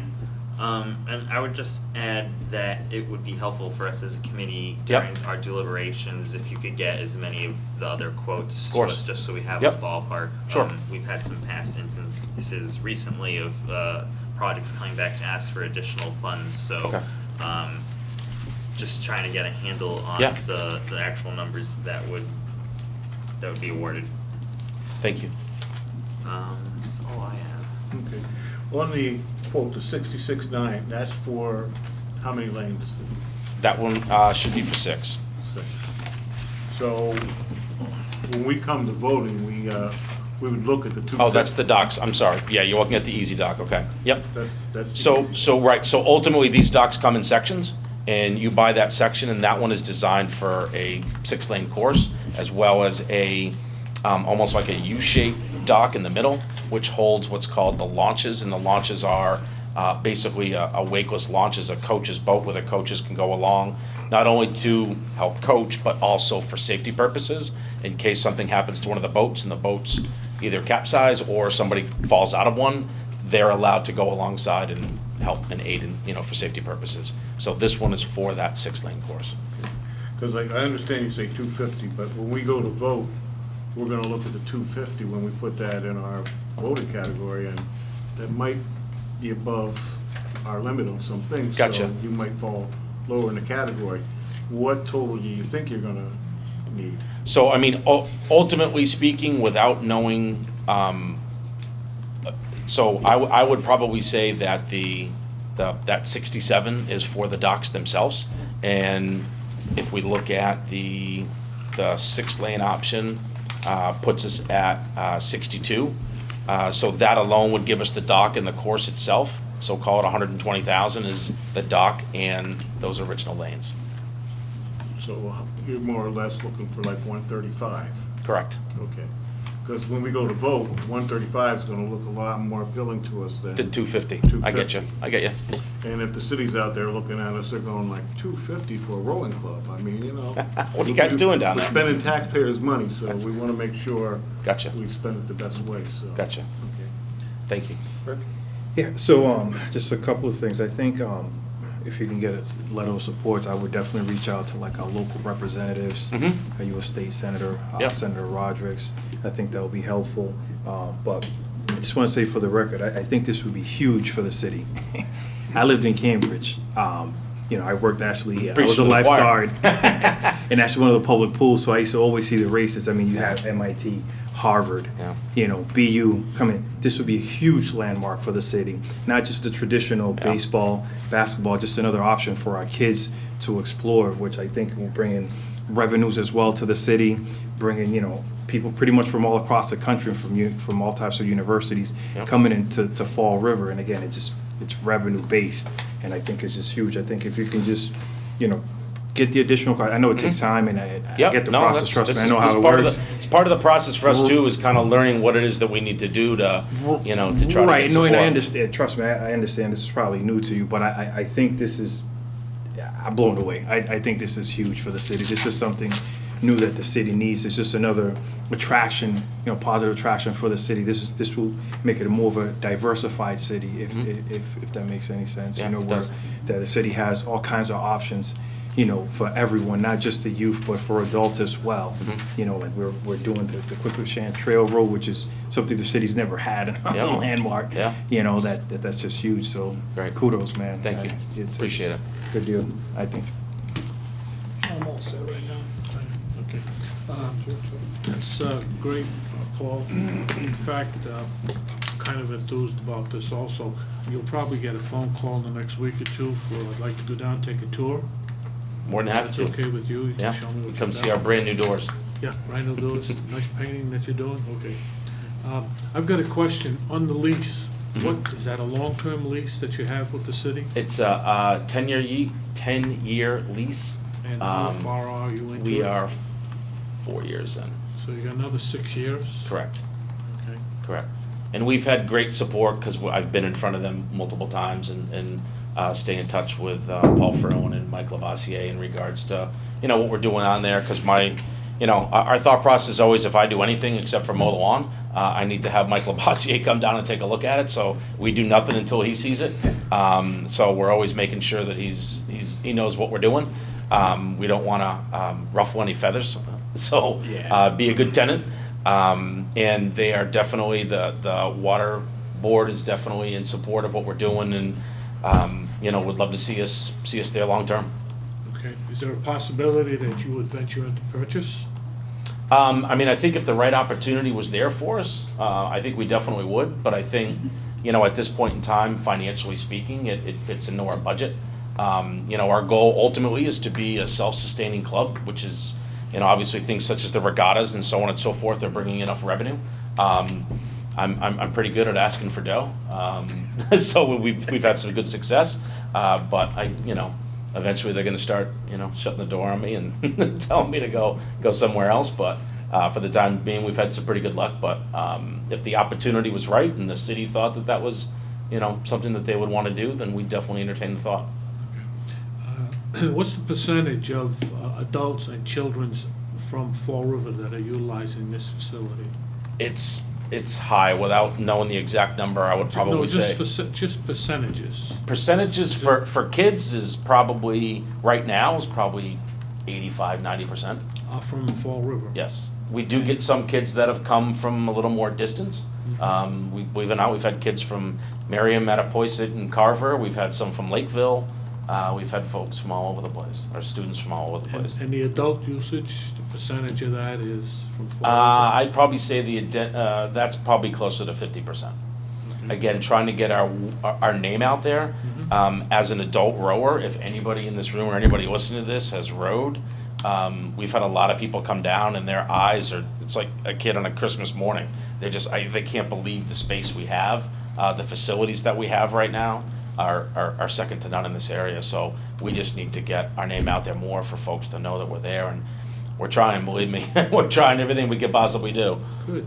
Okay. Now, that pond flows into the Taunton River, and it follows the Quequechan River, et cetera. So is that monitored by the Corps of Engineers at all? Because it is an open flowing pond.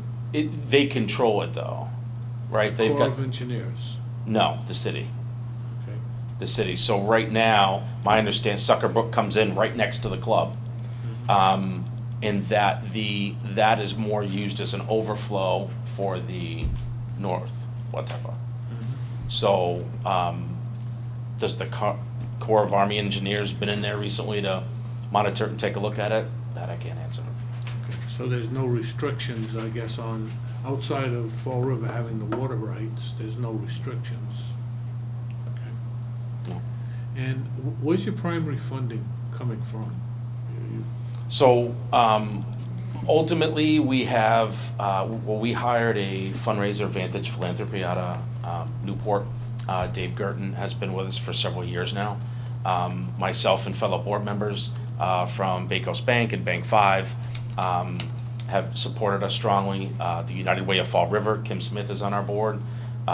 We've gotten some nice help from, some donors who are rowers and believe in the cause. And a lot of it is just, pounding the pavement and, $50 here and $50 there. It goes a long way. It seems like a lot, but it's, every nickel and dime helps. And when you're trying to run a free program like this, it really makes a big difference. We did get some funding from the state.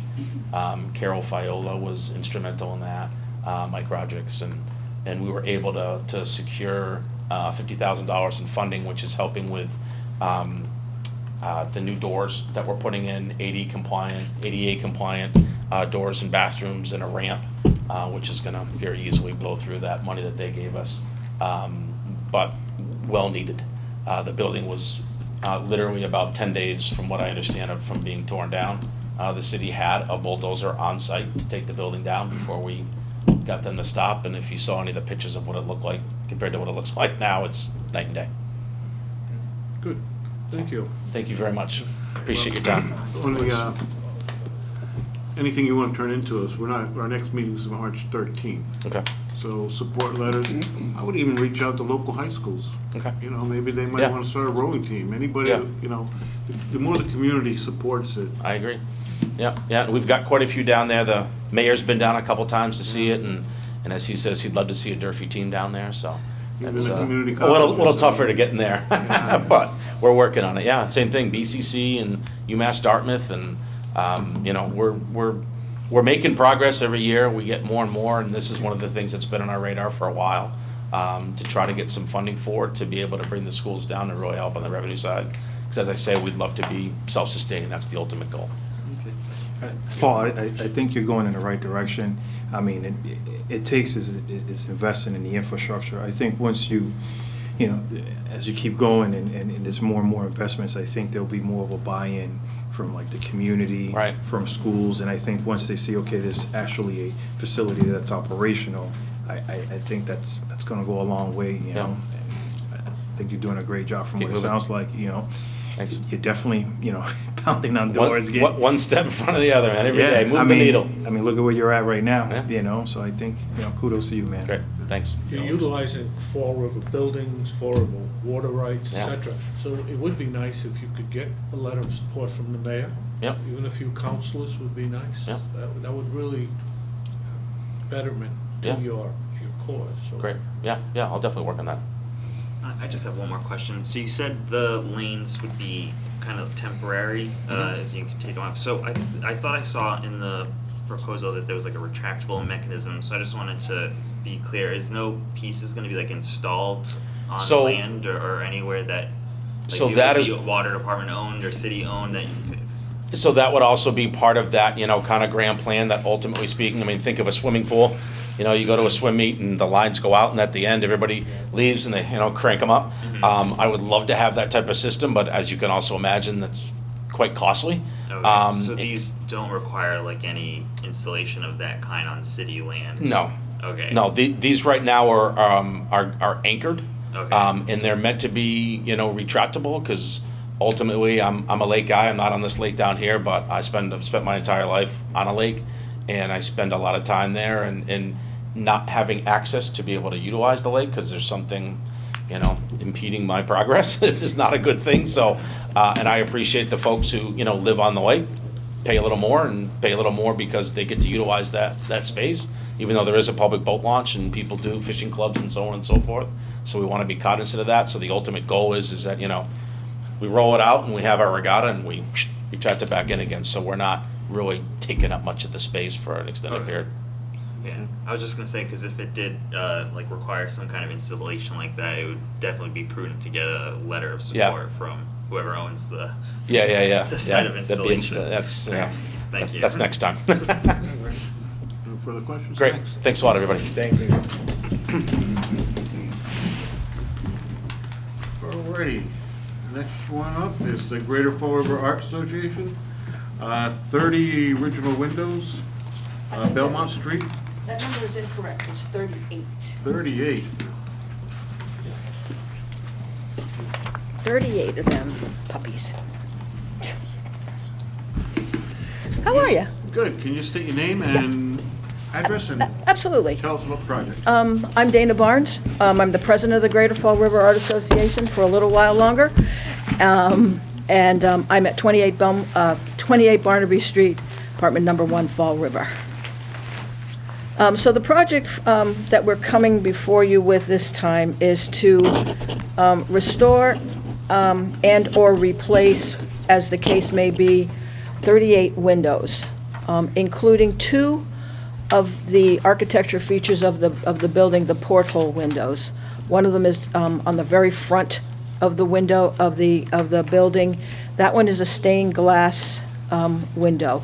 It's got a round frame, and the glass inside of it is wavy. It's old glass, but the framing on it is wood. It's not leaded or anything like that. It's wood, and that one definitely needs to be replaced. The wood is rotted, the framing is rotted, the supports for the glass are definitely rotted. That's one. The second porthole window is, if you're looking at the building, it's on the right-hand side on the side. That actually has a porthole mechanism in it. Mr. Cole was a salvage seaman, so his shaving area, we believe that there was a toilet in there as well, in the little, it's a pass-through bathroom between where the bedroom was and then the sitting room. The pass-through bathroom was where he would have done his shaving, and I know that because we found razor blades in the wall that were dropped through the medicine chest. So that was his. The lady of the house had her own bathroom, and she was not going to stand and shave and throw razor blades down. But that mechanism, and that window particularly, also will need to be replaced because at present, it's got some missing pieces of glass. It's got the same, our logo happens to have that style of a window on it. That's our logo at this time, and the same on the side. But the rest of the windows, the third floor windows, all are in really rough shape. The The main floor windows, we've done the best we can at doing some repair on our own, strictly volunteer. And those windows are bloody heavy. Come pulling them out, scraping them, painting them, putting them back in. This person sitting next to me is Ron Gagnon. He is the chair of our House Committee. He's also the vice president on a temporary basis, as he is fond to say. But he's the one who coordinates all the work that we do with the volunteers. Everything we do in that building is all volunteer work. We don't have like paid staff. So we do what we do. Paint, spackle, all that. But the windows on the third floor, the ones that really third floor really need attention. They've never been touched. In my personal studio, I have crosshatched windows, tough shape. There was, I can't tell you when, I don't have the history, but there was water damage. I mean, it's a 100-year-old house. There was some water damage on the one side, so the windows are held together with L brackets. So that's definitely a replacement. Second floor has also been requested. We need to tighten up some of the drafts that keep coming in here. We've got plastic all over the place. Some of the weights are dropped down in, and we have not been able to get them up, mainly because they're huge and heavy. They're longer than some of the smaller ones. So we're looking for some help to get those done. The main floor needs some attention, not as much as the upper two floors. We do have other windows in the basement area that will definitely need to be attended to, but at this time, we are waiting for our mason work from our other grant to be done. So we're sort of working around in pieces on that too. There is, I know there are lead, there's lead on the windows, I can tell you, no question in my mind. The way the paint flakes, I know lead paint flake, and there is some, and so that's why we've also got some abatement issues for this project. But all in all, Mike Keenan and staff from Civitex, they're our architect of record. They've done an amazing job at helping us create some sort of a 5 to 10 year plan for this building. I'd like to have this building be here long after I'm not the president anymore. So that's where our project is, and we're coming to you for some assistance on either restoring or completely replacing these windows. Some of them, I'll be honest, there's a lot of framing issues in some of them. The wood is just not, it's just not good. I mean, having taken out some of these windows, we've done the best that we can to stabilize them so they're not completely falling out. When we first started, we started this project, Ron and I started this project when we were shut down for 18 months with COVID. We did the best we could, but I'm not a window person. That's not my thing. Numbers are my thing, but Ron we're pulling windows out, scraping, painting, stuffing them back in as best as we can, trying to get all the weights and ropes to line up and get the little wheelies, I don't even know what they're called, the wheels to work. I mean, it's just been, pulleys, thank you. It's just been, it's been a labor of love, but we're in need of some real serious assistance, especially on the third floor windows and some of the second floor. There's one side window that really needs attention. None of our big stained glass windows are included in this. They are all in pretty decent shape. We don't have any broken lead, none of that in any of our leaded glass. It's just mainly the windows that you look out of. And we have some cathedral windows on the ground floor that the glass is exceedingly thin, which blows my brain, and I know that because we broke it when we were trying to do a little bit of restoration on our own. When you go to scrape the flashing off of it, the glass is so thin, and when it breaks, it's very thin. We've had it replaced. We used the local people in town, but it's just, each window is unique. I was listening to people talking about windows and things, and every single one of those windows in that building is a different size. Every single one. You can't get two to match. And we know this.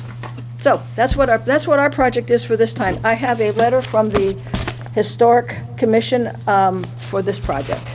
I believe, Mr. Brandt, you got a copy of this at some point in time, but I have copies for the rest of the board. My apologies for not having it included in this package, but it's here now. All right, thanks. Now, for the board members that weren't here last year, we did a grant for the photo arts. How are you coming on that? I know you didn't get the money till late in the season, so. Right, we are, do you want to talk about that? Project Yeah. for? Ron can talk about that. That was for front porch. The front porch. Moving the fire Fire exit escape. to the side to make the building look. It was the roof, gutters, front porch, granite, Fire escape. fire escape, and there was a few other things, lead pipe. There's a lot of lead pipe in the building, all in the basement, and that is in the concrete. So there's money allocated for that. How much was that for, that project? Excuse me? How much was that? 285. That's my guess. I'm So- trying to remember. Somewhere around there. Yeah, I think it was somewhere around. We've met with Mike and a couple of contractors about going, starting to work. The hangup was the drawings weren't complete. So it was hard for them to say, this is this and this is that. We're meeting on Wednesday. Mike's bringing a gentleman from the fire escape, to get that relocated to a different area of the house, because it sits right in the front of the house. Right, yeah, And it takes away from the beauty of the building. yeah. So we want to move it to the back of the house, and have an exit. We've designated a studio on the third floor that will no longer be a studio. That would be the egress out. And so we're meeting with him. I'm also meeting with somebody on Wednesday in regards to the lead pipe. I guess the state and city are involved in the program, so they're coming Wednesday morning. But the hangup has been not having all the drawings ready. They are ready now. Okay. So I'm gonna call the contractors back, we'll sit with Mike and get this ball rolling. Some of the, Excuse me, sir, who's Mike? Oh, Civitech. Mike Civitech. Mike Mike King, King. sorry. Civitech. He's gonna be working with us through the whole project. He actually took art classes there when he was a kid. So he he likes the building, so that's the art plus. All right. So you should have work starting on this by summertime. Well, absolutely. I would like to be starting as soon as the snow stops. All right, Early spring. Yeah. Let's get this going. okay. Now, on the 38 windows. Yep. How many are gonna be replaced and how many do you think you can fix? Well, the goal, Mike told me that the ideal thing would be that he has two companies lined up, one in Providence, one in Boston. They would come down, let's say the third floor. They would pull 4 or 5 windows, take them right out. They would then be brought back to their plant where the restoration would be done. They would come back, reinstall them. In the interim, they would board those windows up. So we've met all the artists know. There may be an interruption with their studios. There's a lot of metal that goes in these old windows, like Track. when it would close, it would help with the drafts. A lot of that's missing. The ropes and pulleys, some of the weights, you can't even get them out of the pockets because the opening is narrower than the weight. So the first floor, I can't open any of the main gallery windows. I can't get to the weight to put a rope on it to re-rope them. Upstairs, we've done glazing, we've reglazed them, we've pulled the windows out. A couple of windows were rotted.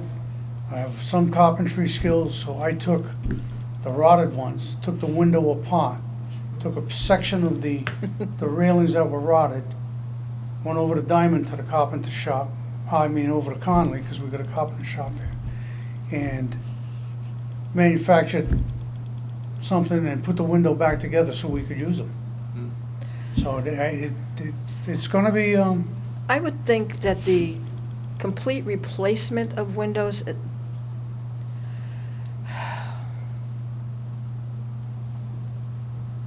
18, Okay. I'm thinking 18, 20 of them, yeah, to be replaced? completely replaced, do you think? I don't know.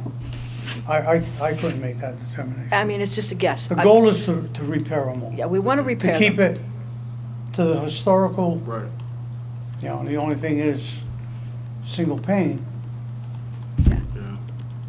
So I don't know what the plan would be when they come in. All right. Just as long as it's a Secretary of State standards. Yep, one of those. yeah. Well, with Mike, you Yeah. know, he's guiding us through this whole project.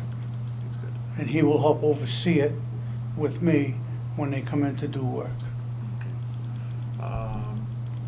Ms. Olivera, any questions? Just one, so the project that you currently have been funded for. Yep. And I know you were saying that, it's taking a while and that's completely understandable, but how long, like, once that project starts, how long do you think it would take to get that whole project finished, the first one The that we first funded? one, I think once we get them in there, I would say between 3 to 5 months. Because you're not gonna, some of the granite has to be removed. And the mortar, you know, the grout, the mortar has gotta be completely removed, like the front entrance, the stairways. It's separated, some of the seams are that wide open. So that's gotta be removed, cleaned up and then rebuilt. The rest of it is just being repointed. But I think once we get going, we have contractors, We've got people ready. they've met with Mike already, and it's just a matter of getting the drawings to them so we can get started. And he's, I believe, informed Dana Yep. that the drawings are The finished. drawings are done. And I would assume you can't really start the porch until you get the foundation done. Right. The only things we've been able to start is, well, we're gonna start with the lead pipe because I don't need the drawings for it. Yep. It's just getting the city, that's why I'm meeting with them Wednesday. The water shut-off sits like in front of, some big windows in front of the porch, but it comes in the building over on the side. So I gotta find out, can we come straight through? Because where it comes into, it's a studio. The artists wanna lock their studios up. I don't want that locked up, because I wanna have access to that if there's a problem to get to the shut-off. So that's what we're gonna talk about on Wednesday. Some of the other things we've done some on our own with our money. Some of the plumbing inside, we've redone some classrooms, repaired ceilings.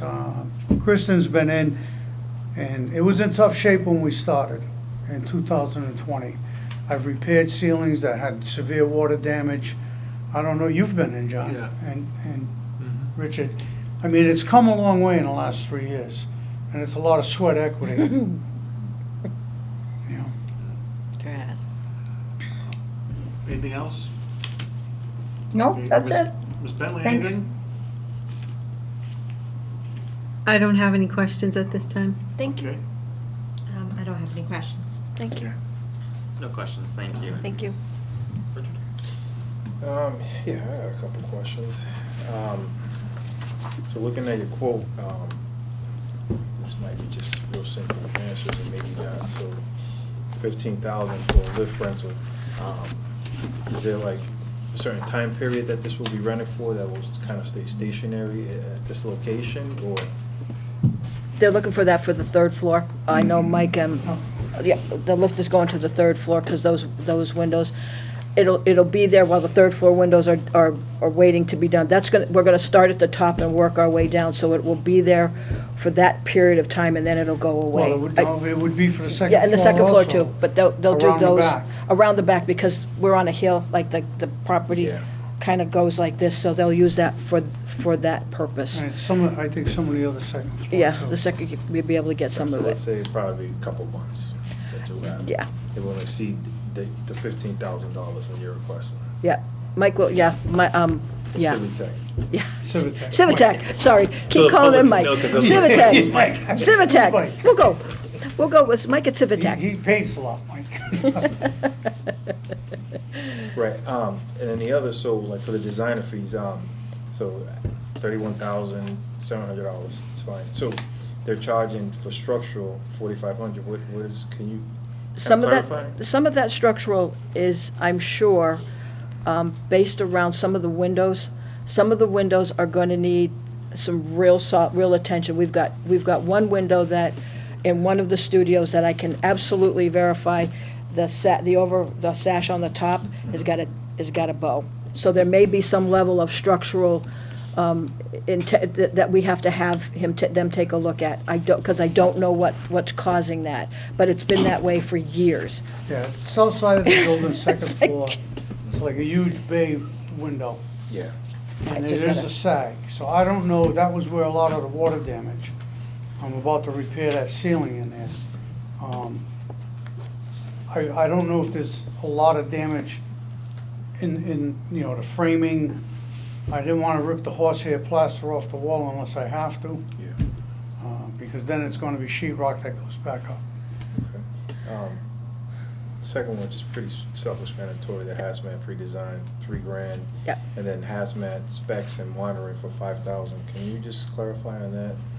Like specs and monitoring? The specs, I believe, are for, there are quite a few windows that have, like, I can verify the windows in the third floor, in the one studio, they are full-on lead and definitely have had nothing done to them in terms of like lead paint. So if they will be ones that will have to go out. They're the crisscross paned ones. They will go out, and I'm sure that in order to appropriately put them back in, there is at least some lead paint on that. That's gonna have to be appropriately disposed of, not down my drain. No, right, no, this is just part of kind of like the design fee. Right, and that's the part that Mike Civitek put in, to make sure that they had enough coverage for any windows that need to be, I don't know what they do with it, do they dip them or whatever to get, I don't know, to get the lead paint off of them. There is lead, I'm not gonna lie, there's lead paint all over the exterior, for sure. Yeah, we've reached out to Diamond to do some Yeah. work interior-wise, but they can't let the kids come into the building because there's a lot of lead paint in the building, and until we can somehow neutralize all that, either encapsulate. So we missed on that opportunity because. We really do want And the them. last question, so Civitex, you guys said during the presentation that they had a couple companies lined up, so you guys are gonna use two different companies, or you No, guys soliciting, or? Well, I believe his thought is find one that would do it, and go with that. And it's two companies he has worked with in the past, and he's done a lot of historical restoration work here in the city. He's very involved with, you know, some of the older structures. I believe he just bought the old Andy Farrisee property with the, On Maple Street. yeah, with what was it, Walnut or? Walnut and Maple, Maple and High. It's where the catering business was, I guess he bought that. So he's very familiar with old architecture, and that's why we went with him. One, he's a city resident, and, you know, his expertise. Thank you. Thank You're you. welcome. Rick, anything? I don't have any questions right now. Thank you. No, I think I'm set here. Thanks. Thank you. Thank you very much. Thank you. We appreciate it. If you can, anytime, when you start on something on the outside from the last project, Yeah, just give us an email, let us know updates. Always nice. will do.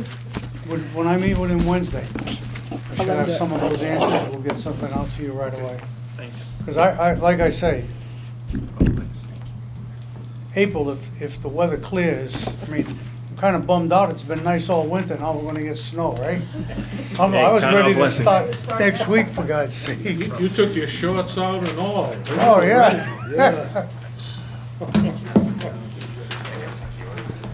I have one. That's it? Yep. All right, thank you, John. Thank you, sir. Remember the days on a Bounty? Oh, yeah. Oh, good times. Yeah, they were. Except for when it sank out in Connecticut. Yeah. A lot of sanding. Oh, God, yes. There's some extra Used to letters. go down with the Bounty was here, and we went down a lot. Those are your extras. And I go, what do you need? Grab some sandpaper, Yeah. sand. constantly. Santa rails, marine Yeah. varnish, oh my God. I'm like, this is fun. Yeah. The fun was going on the different sailings, Yeah. when the, all that. Alrighty, let's see, the only thing I have under new business is we scheduled, we booked the hearing room for, March 13th for deliberation and March 20th on the projects to recommend to city council. When is it, when are we for city council? The 20th, we're gonna vote. And then it's whenever they put it on their agenda. Yeah. We don't submit so they can put it in their agenda? No, we do, but Huh? we do. We'll try to get it in early because they, they start going over budget stuff about June. So we try to get in before budgets. No, I know. You know how that is. I know. Does anyone else have anything, new business or anything? Okay, could I have a motion to adjourn? Motion to adjourn.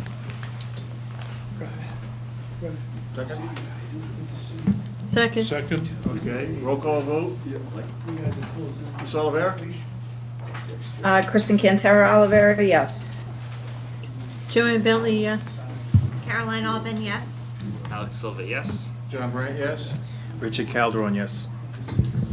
Victor Farias, yes? Rick Mancini, yes. Good meeting, guys. Thank you. Thank you.